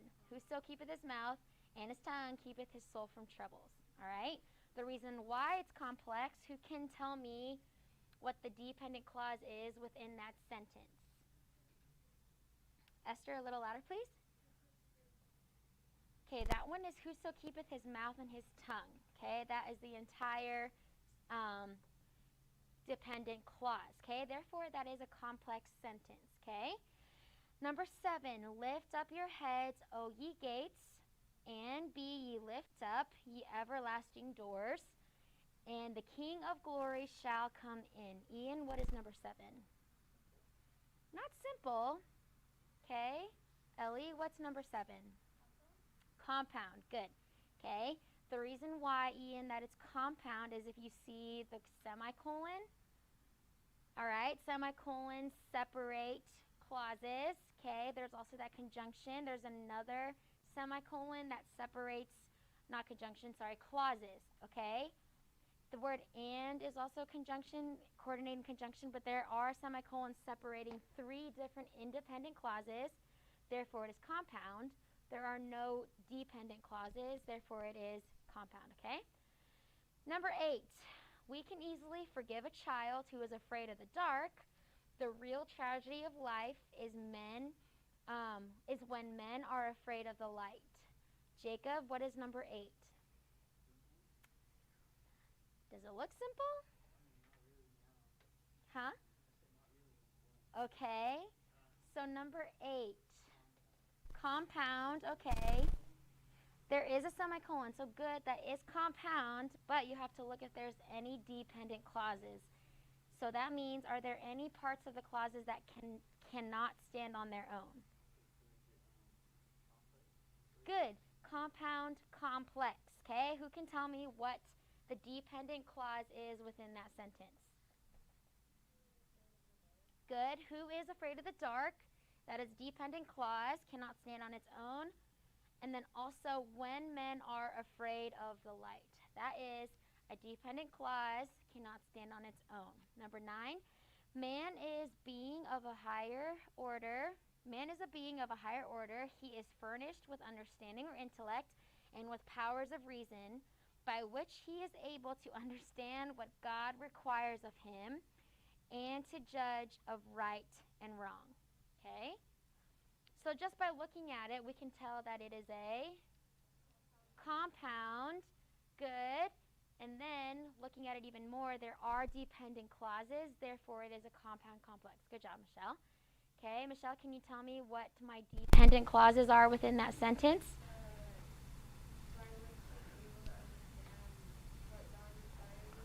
Good. Okay, which he is able to understand what God requires of him. Those are dependent clauses. Okay, it is compound because you see man is, that is my first subject in my verb. And then there's that semicolon that separates two independent clauses. Second one is he is furnished. Okay, so we know that that is a compound with all of its dependent clauses, okay? Okay, bless you. Section 8, okay, go to page 36. Okay, page 36. Okay, now we are doing diagramming, okay?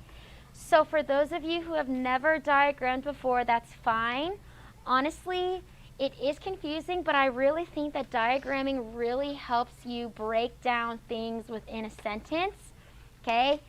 It's kind of like math, taking apart a problem, all right? So diagramming is kind of taking apart a sentence and then analyzing it and saying, okay, this is my subject, this is my verb, this goes here, this goes there, different things like that. That's kind of what diagramming is, okay?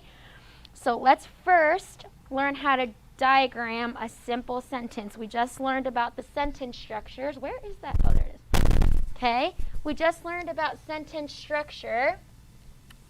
Okay, simple, compound, complex. Let's learn how to diagram a simple sentence, okay? Number 1, a subject, or 8.1, a subject and a predicate, okay?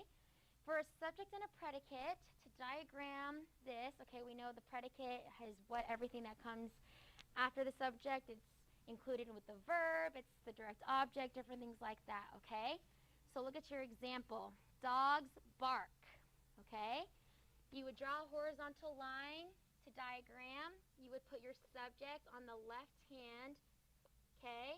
Then you draw a line, you would draw your verb here, okay? That's pretty simple, right? Dogs bark, okay? Look at your second one, okay? Stop, all right? What is my subject within this sentence? It's an understood use, so it's kind of telling you something, like it's an imperative sentence that you need to stop. I'm talking to you, it's kind of understood. So in order to diagram an understood you would put an X in that place, okay?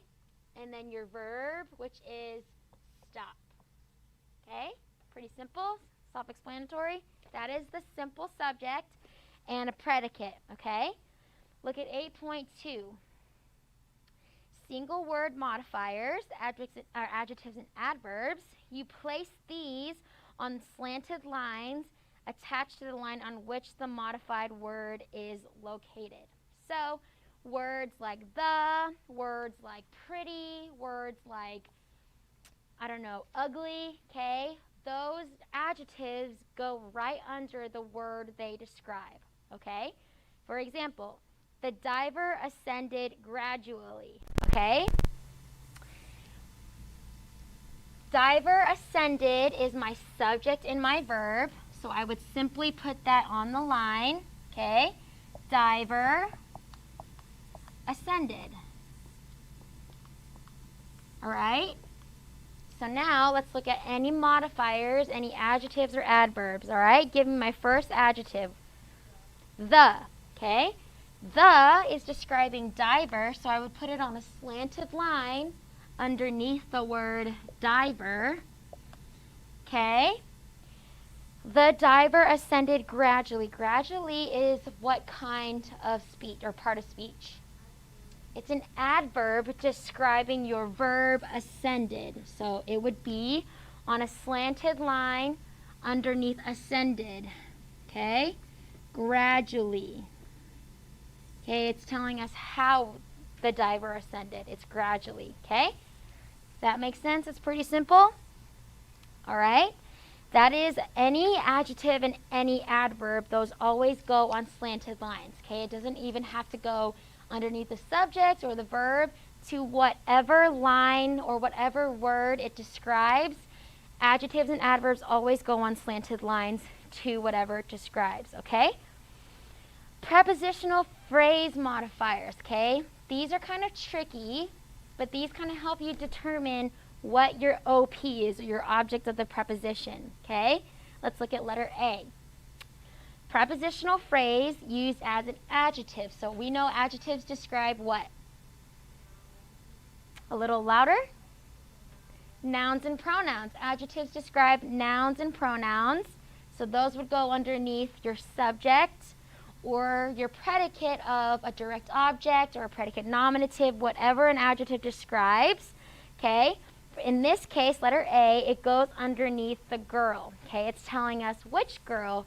The girl with blonde hair was elected, okay? The girl with blonde hair was elected. So the girl, all right, let's just say this says girl, okay? The diver with blonde hair gradually ascended, okay? So with blonde hair, with is my preposition, would go on a slanted line underneath my subject, okay? My OP would go on the straight line, okay? Hair here, all right? And then any modifiers that go towards hair, like we said, modifiers go on slanted lines under exactly what they modify. So blonde would go underneath hair. That's how you diagram prepositional phrases. Same thing with prepositional phrases used as adverbs, except you use them describing your verb or anything like that. Okay, guys? If I see you guys on your phones, I'm going to take them. Okay? Prepositional phrases used in adverbs modifying the verb, same thing. This would go underneath your verb. Okay, that's letter B.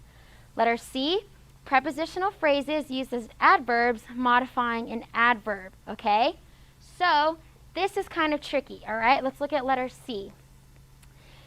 Our guest arrived early in the morning.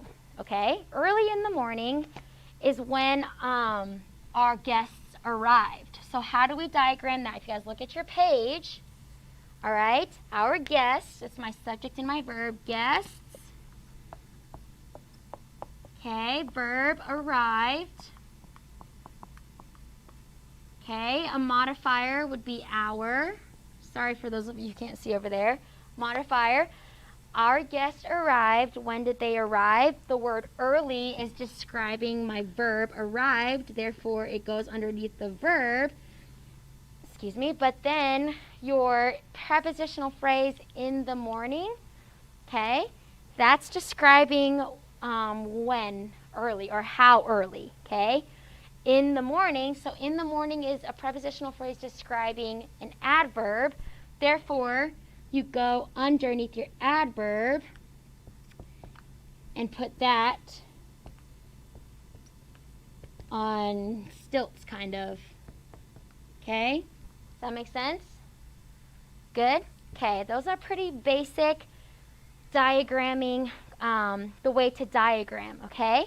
Let's look at 8.4, all right?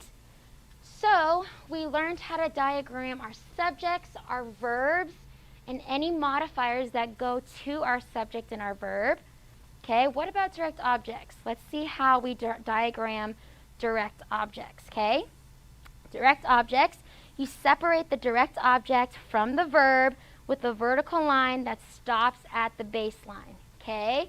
So notice that that's kind of important, a verb or that stops at the baseline. So your subject and your verb would be divided, that goes past the baseline because it's kind of separating your subject and your predicate. But if you're describing a complement or diagramming a complement, it stops here, okay? It shows us that this is the complement. You guys see that? It stops at the baseline, okay? And then direct objects, with this line, it goes straight up. If you guys look at the next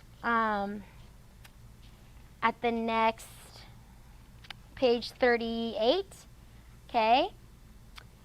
Predicate nominative, since it renames the subject, this line would go slanted, pointing back to the subject. Okay, does that make sense? Okay, same thing with predicate adjectives. Predicate nominatives, your complement diagram would point back to the subject since it's describing or renaming the subject. Direct objects would be straight because those are the objects or the receivers of the subject and the verb. Okay? Does that make sense? Let's look at number 1 in exercise 28. Okay? You can just do number 1. It's pretty simple. Do that at the bottom of your page. Okay? Number 1, study diligently. Okay?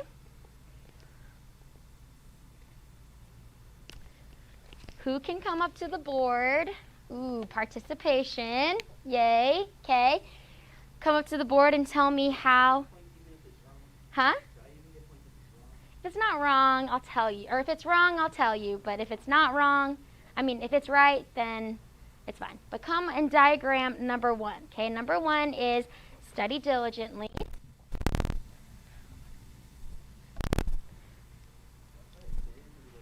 Just where everyone can see.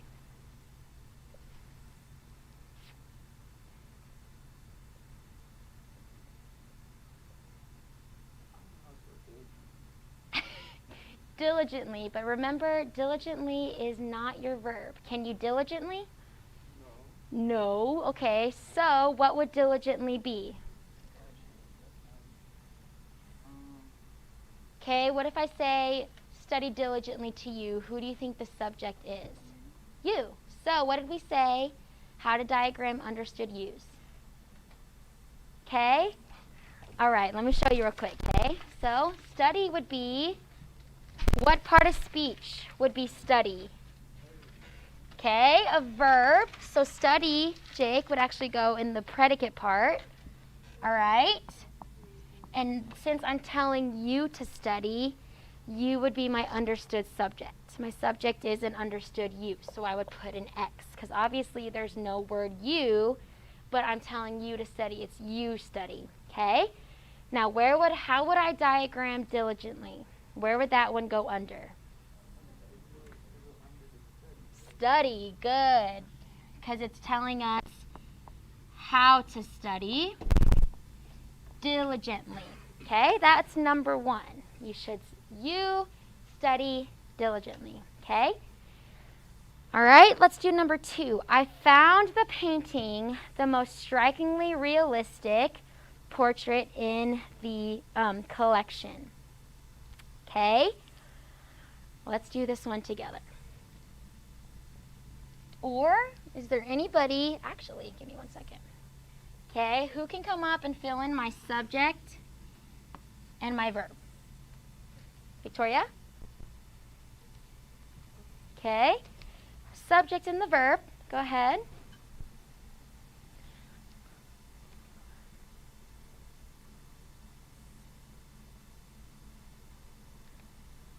Good. I found, all right, the painting, the most strikingly realistic portrait in the collection, okay? Let's do the painting. Who can put up where the painting should go? Michelle, can you? Okay. I found the painting.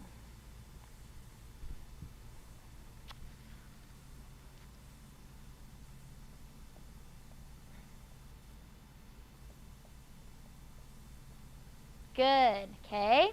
Painting is my direct object. That is why painting has the line before painting goes up. It's the complement, all right?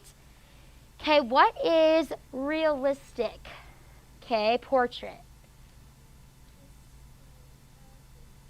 It's a what? No, I think you got it right. What is it? Okay, never mind. Well, yes, realistic is an adjective going to portrait, okay? What is portrait? Does anybody know? Yes, it is the OC, okay?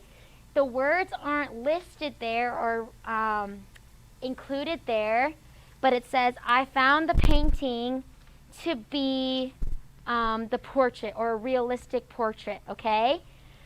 So let's look at number, if you guys look on page number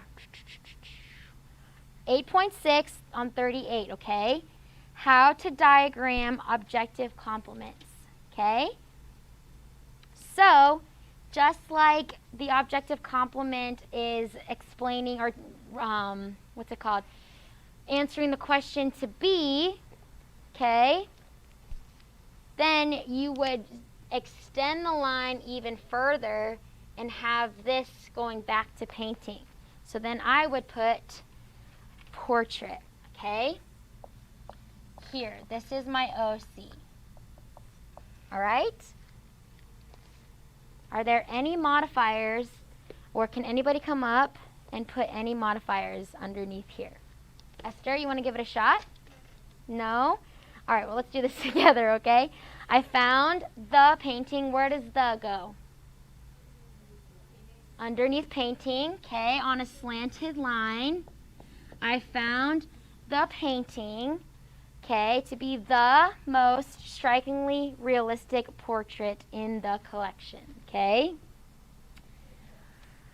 All right, the most strikingly, okay, would be going towards our adverbs, okay? Most strikingly realistic are all going to the adjective of realistic, okay?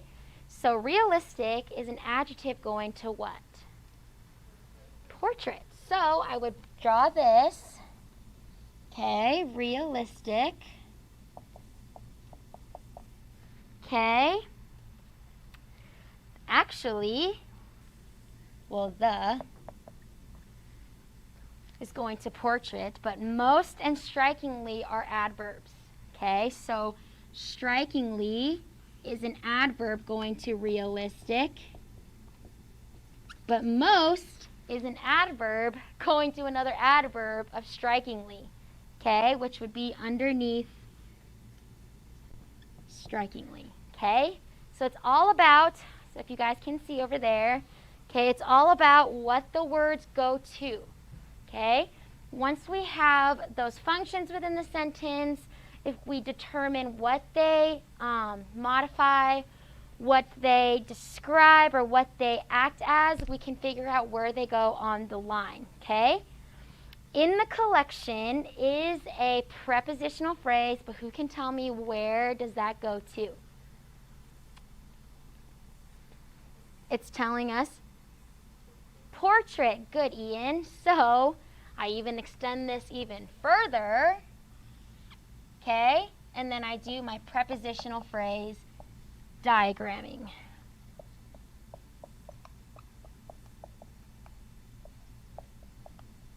Okay? But do you guys see what I mean where it takes every single part of the sentence and it kind of breaks it down?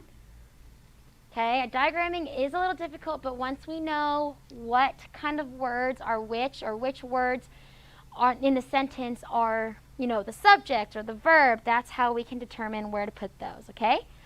I do want you guys to do homework tonight, number 3, okay? I'm not going to make you guys do the entire thing. Just do number 3. Show me that you know what I'm talking about, okay? That is on page 15, exercise number 28, number 3. Okay? Sounds good. All right, let's take out our literature books really quickly.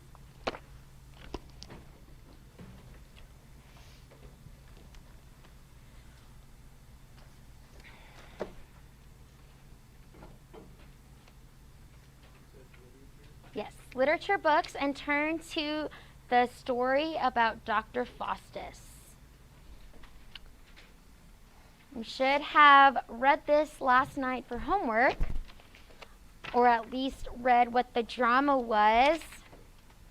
Okay, Dr. Faustus, but do turn over to page number 64. Let's kind of talk about the drama first.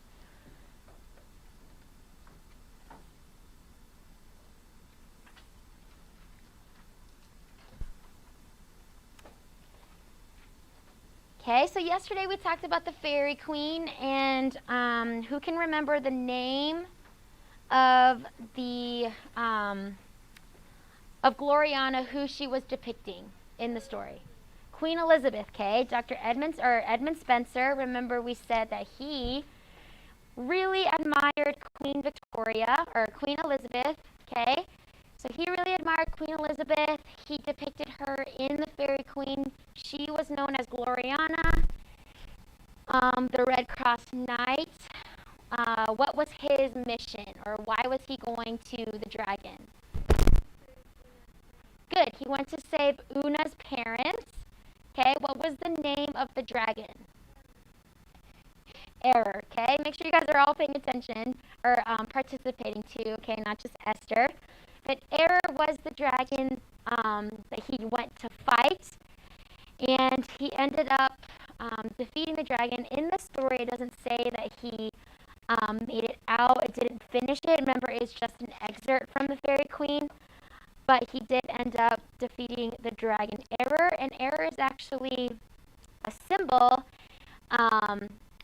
This is what an allegory is. It has all these symbols, and it has concepts used as people to depict meanings, okay? So Una, she depicted truth. She told the Red Cross Knight the truth. She told him that you shouldn't go in there in the cave. It's too dangerous.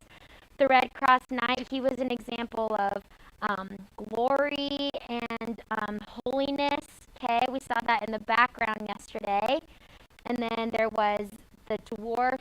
He was Una's servant. He kind of depicted common sense because he was saying you should not go in there. We should turn back, different things like that. Error kind of had the Red Cross Knight within her grasp, in her grips. If you guys read this in the rest of the story, okay, she had her grips around the Red Cross Knight, okay, and if the Red Cross Knight is depicting holiness, and then Error has holiness within its grasp, it's kind of like a story or an allegory of our Christian life, how error of this world and human trial and error can cross us and can kind of drag us down. So that's kind of like the allegory represented within this work.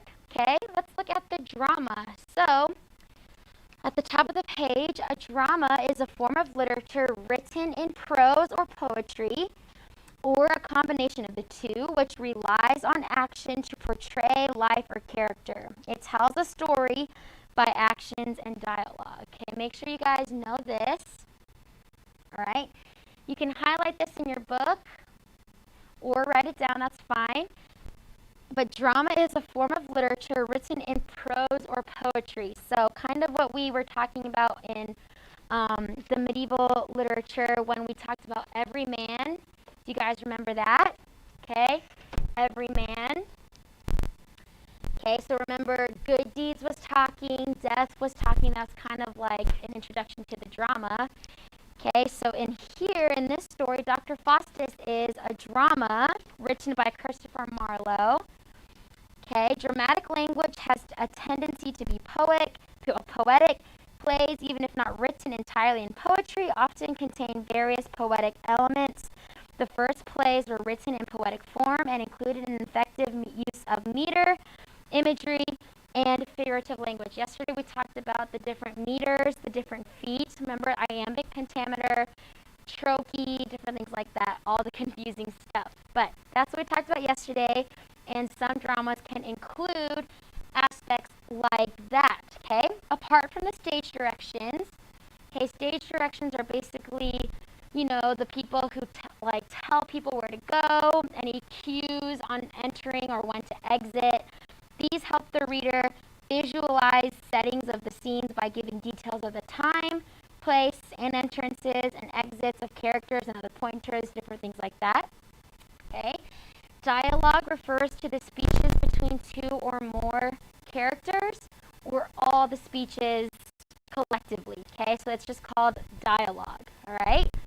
Two or more characters, or it's just referring to all of the speeches that are taken collectively. Okay. A soliloquy, okay, it's a speech by one character on the stage. All right. A monologue is obviously the conversation of one. Okay, it's what one person is, but a soliloquy is basically a speech by one character alone on the stage. Okay, and then another convention is the aside. It's in which a character either directly addresses the audience or another character to comment on the action. These are kind of like basically narrators, okay? The character kind of talks to you in the audience, or they talk to another character saying, what do you think about this? Basically, they comment to each other. This is called the aside, okay? The action refers to the actual movements and speech of characters performing or acting out situations on the stage. This one's pretty self-explanatory. We know what the action is. It's kind of like the plot of the play. Okay? It's what happens. It's the movement. Okay? We see down the plot, the arrangement of events. That's kind of the storyline. Okay? It's kind of like giving the background of the story and saying, kind of like the rising action of the story. It leads into the story. It kind of explains the background, different things like that. We know the characters. Hopefully you guys don't miss this one, but these are the people who perform the action. Okay, the persons who perform the action. All right, I just mentioned the word exposition. Okay, this introduces the characters in conflict and provides the necessary background. All right, this is the beginning story. It's kind of telling us what's going to happen. It's kind of leading up to the climax, which is the highest point of intensity within the story. Okay? This is kind of, if you guys look, this is kind of the dramatic structure. All right, it's at the bottom of your book. Okay, you guys see exposition? That's kind of like the beginning story. Okay, it's kind of like what happens. It's like the setting. It's where it's all included. The setting's included there. Introduction to the characters, maybe. This is all the exposition. Okay, if you guys look, you see an inciting force. Okay, this is what happens when maybe the hero of a story is seeing all the evil in the world, or maybe the villain like decides to come up with a plan. Okay, this is the inciting force. All right, the rising action is basically what happens when the characters in the story are doing something about the problem, which would be the inciting force. Okay, and then the turning point or the climax, that is the highest point of intensity within the story. This is usually if there's a battle in the story, this is the battle. Okay, this is maybe one of the beloved characters died. This is like where all the exciting stuff in a story happens. Okay, the falling action is what happens after the climax. This is when, you know, aftermath of battle, like when they're all talking, different things like that, when we're figuring out what is going on. The catastrophe, or it's called the denouement. I was thinking it was denouement, but then I really wanted to know, and they were saying it was denouement, so hopefully, I'm not French, obviously, so hopefully that's what it is, but this is kind of like the resolution, the end of the story, the conclusion. This is why this is where we find out what happens and why it happens, and then it's the end of the story. That is the dramatic structure, okay? And in this, Dr. Faustus, we see at the beginning, not the beginning, but in Dr. Faustus, there's different aspects that we just learned about within this story. So the exposition is at the beginning, okay?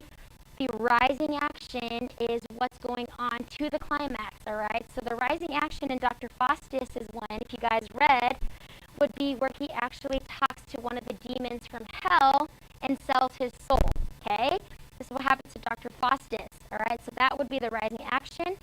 The climax of the story would be when he sees all the people from heaven and how good it is in heaven, but then he actually already sold his soul. So then the demons and angels, or the demons from hell, drag him back down to hell. That's basically the climax of the story. But then, honestly, the falling action and the catastrophe of the denouement, it's not really shown or developed enough within this excerpt of Dr. Faustus, but we'll go into it more in a few minutes. Okay, but make sure you guys are studying Dr. Faustus. Tonight for homework, you need to read pages 66 to page number 66 to 68, so not that long, okay? 66 to 68. I did have a reading quiz over pages 58 to 65, but we didn't get to finish Dr. Faustus, so that'll be on Thursday, okay? Our reading quiz will be on Thursday over pages 58 to 65. 58 starting with the Fairy Queen, English poetry, rhyme, rhythm, meter. Okay, if you guys have any questions about that, starting with the use of end rhyme, rhythm, iambic pentameter, different things like that, blank verse, talking about the Fairy Queen, okay, Edmund Spenser, all right. And then Dr. Faustus will continue that study tomorrow with drama, and then the two kinds of drama, which are tragedy and the comedy. We'll go into more detail of that tomorrow, okay? So no reading quiz tomorrow, reading quiz on Thursday over pages 58 to 65, okay? And then for vocabulary homework, last night you guys did exercise A, correct? Okay, exercise A, we have 2 minutes to go over this, so listen well. This is exercise A on page number 22. Okay, I'm going to give you these really quickly, all right? The exceptional physics teacher will elucidate every new concept extensively to her students. Okay, make sure you're checking your work, not filling these in while I go. Okay, number 1 is elucidate. Number 2, because it would be a poor testimony to abdicate her responsibilities, Sarah fulfilled her contract before going to the mission field. Number 2 is abdicate. Okay. Number 3, a deacon must be a man of impeccable character, integrity. Impeccable is number 3. Number 4, when the muffler came loose, we knew immediately by the strident noise it made dragging on the pavement. Okay, number 4 is strident. Number 5, in 1789, Fletcher Christian and 9 insurgent sailors proclaimed mutiny on the ship HMS Bounty. Number 5 is insurgent, okay? Number 6 is penitent. The penitent sinner knelt meekly at the altar and there talked with God. Penitent means feeling sorrow for one's sins, being willing to repent. Number 6 is penitent. Number 7, augment. Number 8, pestilent. Number 9, vulnerable. Number 10, ruminated. Number 11, procrastinate. And then number 12, indomitable. Okay? All right, so make sure you guys do exercise B for homework tonight on page 22, okay? Exercise B, that is just circling a synonym or an antonym. So you're circling the word that means the same, or if it's talking about the opposite, make sure you circle that, okay? Any questions? What's your question? For grammar? Okay.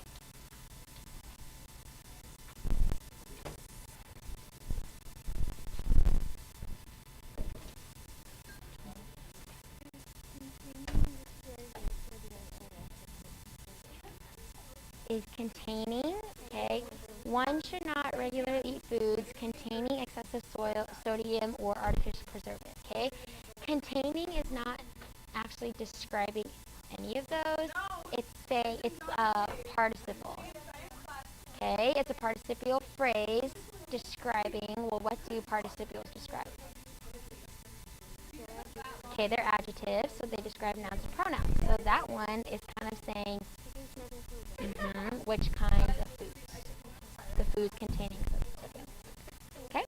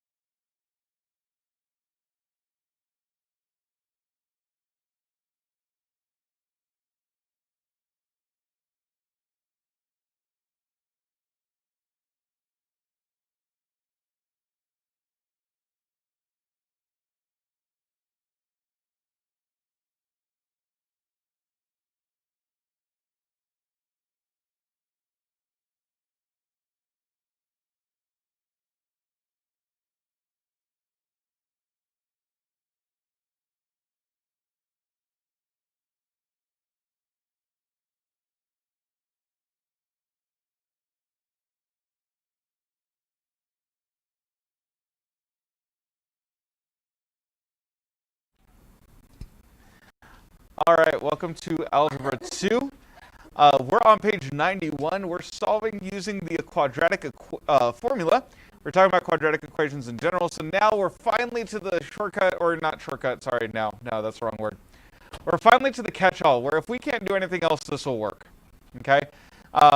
This sometimes is faster and sometimes is slower. It's that simple, okay? So if you find something that you can see, whatever you see is fastest, okay? That's the trick here. And most we tell you in the directions, solve using this method, okay? But whatever you see is the fastest way. Okay. Where's mute? Mute. Nice. Thank you, you're helpful. Let's see here. Hide, mute, and show. Okay, cool. So, that's how solving quadratic equations works. It's whichever way you see is fastest, because it's faster to start working than to try to stop and figure out which method is the fastest. Okay. I'll be like, they'll have questions like that in this class. I'm like, the fastest way is whichever one gets you to the answer the fastest. So even if you take a longer path, but you didn't stop and stare at it for 20 minutes, you got it done faster. Okay, so that's kind of the idea. So here is a quadratic formula. You have a squared, no, you don't have a squared. You have ax squared plus bx plus c equals 0. Now, provided you have this laid out, so again, this whole thing has to equal 0. A has to be positive. I think that's it. And then ideally they're whole numbers. Okay. As long as that happens, you can use x equals negative b plus or minus the square root of b squared minus 4ac all over 2a. This right here is a quadratic formula. This is the thing you should know. This. Study. Quadratic formula. Okay, this is extremely important. Hint. Okay, you need to know this. If you want to see how we got to this, it's on page 91, but I'm not going to go through and show all the math. I mean, it's interesting from a math perspective, but it's not relevant. So we're moving on. So let's say we have example H.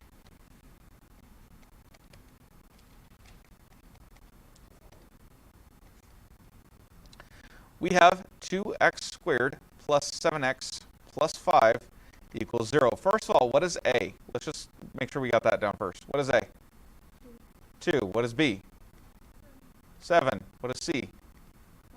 5. Okay, cool. You don't have to write that out necessarily. It's just for the sake of illustration for this one. Okay. So x is equal, and I'm going to do 2 columns because I'm going to run out of space.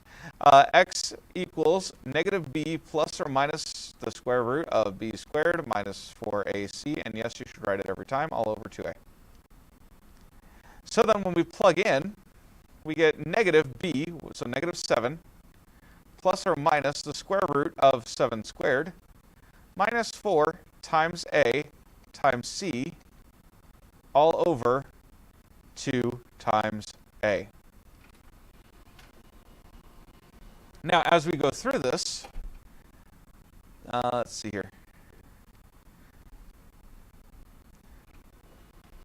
So we go negative 7 plus or minus the square root of 49 minus 8 times 5, which is 40, all over 4. So then we get equals to negative 7 plus or minus the square root of 9 all over 4, which means then we have negative 7 plus or minus 3 all over 4. And so when we have this, essentially that plus minus means you're going to do it once as positive, once as negative. And so negative 7 plus 3 is negative 4, over 4 is negative 1. Okay? So this is equal to negative 1, or negative 7 minus 3 is negative 10, over 4 is negative 10 over 4, or negative 5 over 2 once you reduce. Yes? Yes. Yeah, you do need to know this. There are very few things that I make people memorize. This is one of them. Because, yeah, you need it.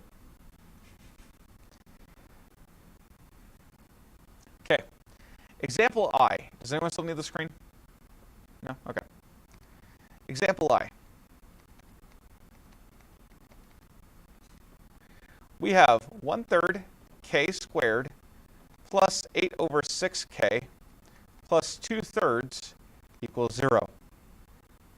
Why on earth wouldn't we just reduce the 8 over 6? All right, you know what? I'm going to do that. All right, so notice that this can be reduced to something over 3, and then we can just multiply the whole equation by 3 and get rid of our fractions. So we get k squared, and then let me see, this would become 4/3, so just 4. So plus 4k plus 2 equals 0. Okay, so far so good?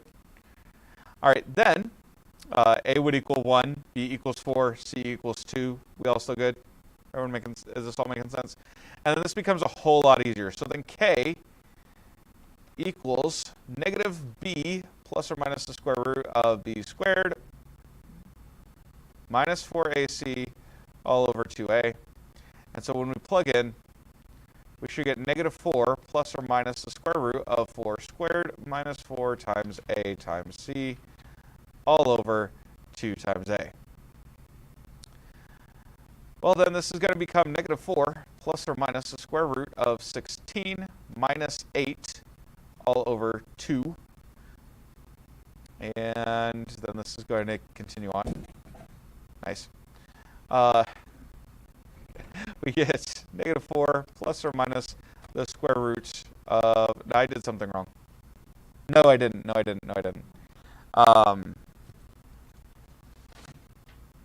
Square root of 8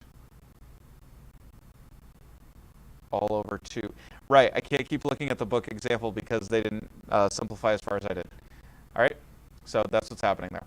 Okay, so we get this, and then let's take care of this 8. So I'm going to just switch color and do this off to the side. If we have 8, there we go. 2 goes into 8 4 times. 2 goes into 4 2 times. So we end up with 2 times the square root of 2. All right, makes sense? So then we are going to go ahead and continue on and get negative 4 plus or minus 2 times the square root of 2 all over 2. Okay, as long as I factor out 2 out of the numerator, we can cancel. And so then I get negative 2 plus or minus the square root of 2. Okay, notice we got down to the same answer even though we didn't follow the same method. All right, and then you could go through and find decimal approximations if you wanted to, but I don't. So there you go.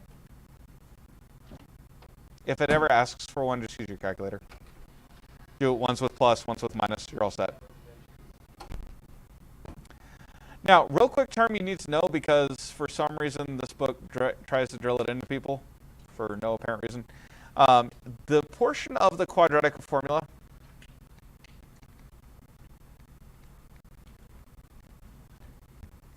okay, this portion inside the square root is what we call the discriminant.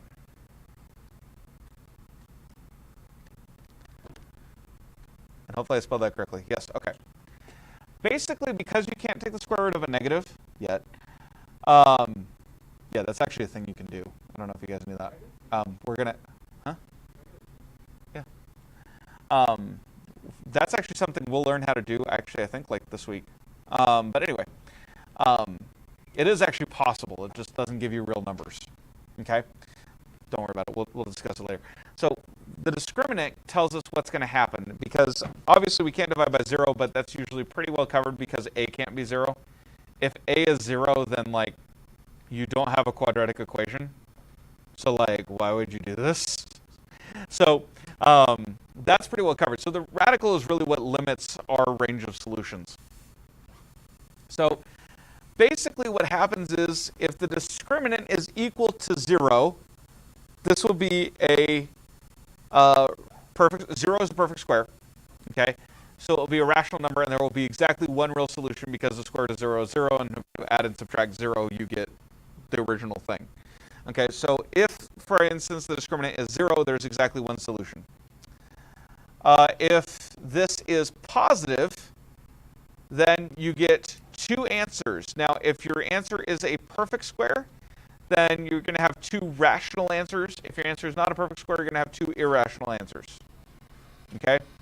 And that's on table C on page 93. Okay? So that's what they're saying there. Again, if it's negative, it's not real. We'll discuss that later. Okay, so let's look at how to use this, because that usually makes it make more sense. Example 2.4j.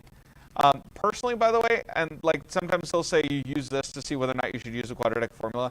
By the point where you're plugging into this, just use the quadratic formula. At that point, whether or not you should is irrelevant. Just do it.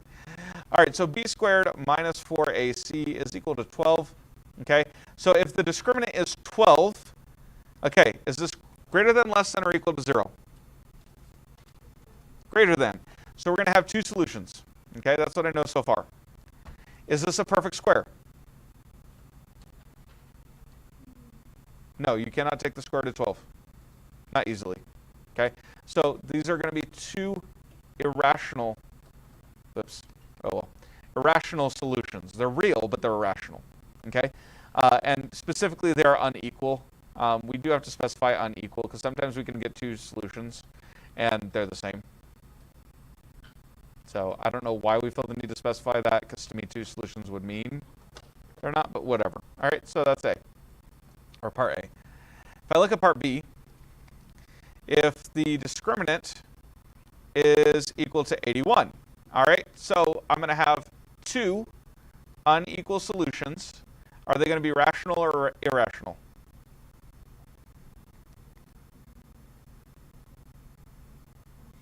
Rational, because 81 is a perfect square. Okay. For C, if I have b squared minus 4ac is equal to 0, how many solutions do I have?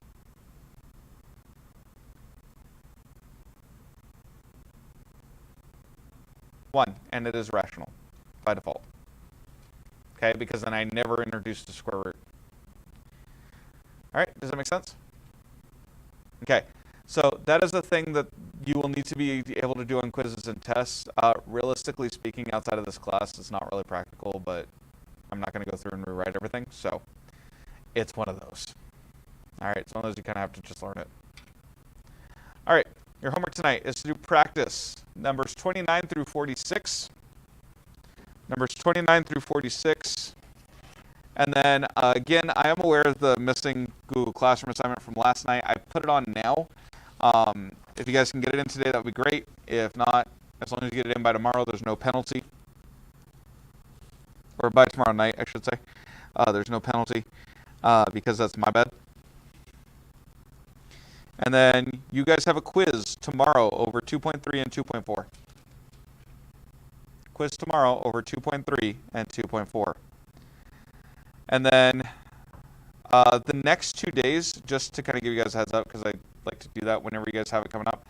You guys, if you guys turn the page, you'll see on pages 97 and 98 a massive review section. Okay, that will be Wednesdays and Thursdays homework. Okay, due Friday. Okay, so after the quiz, you guys will just be allowed to start on that. All right, any questions? All right, I'll see you guys later.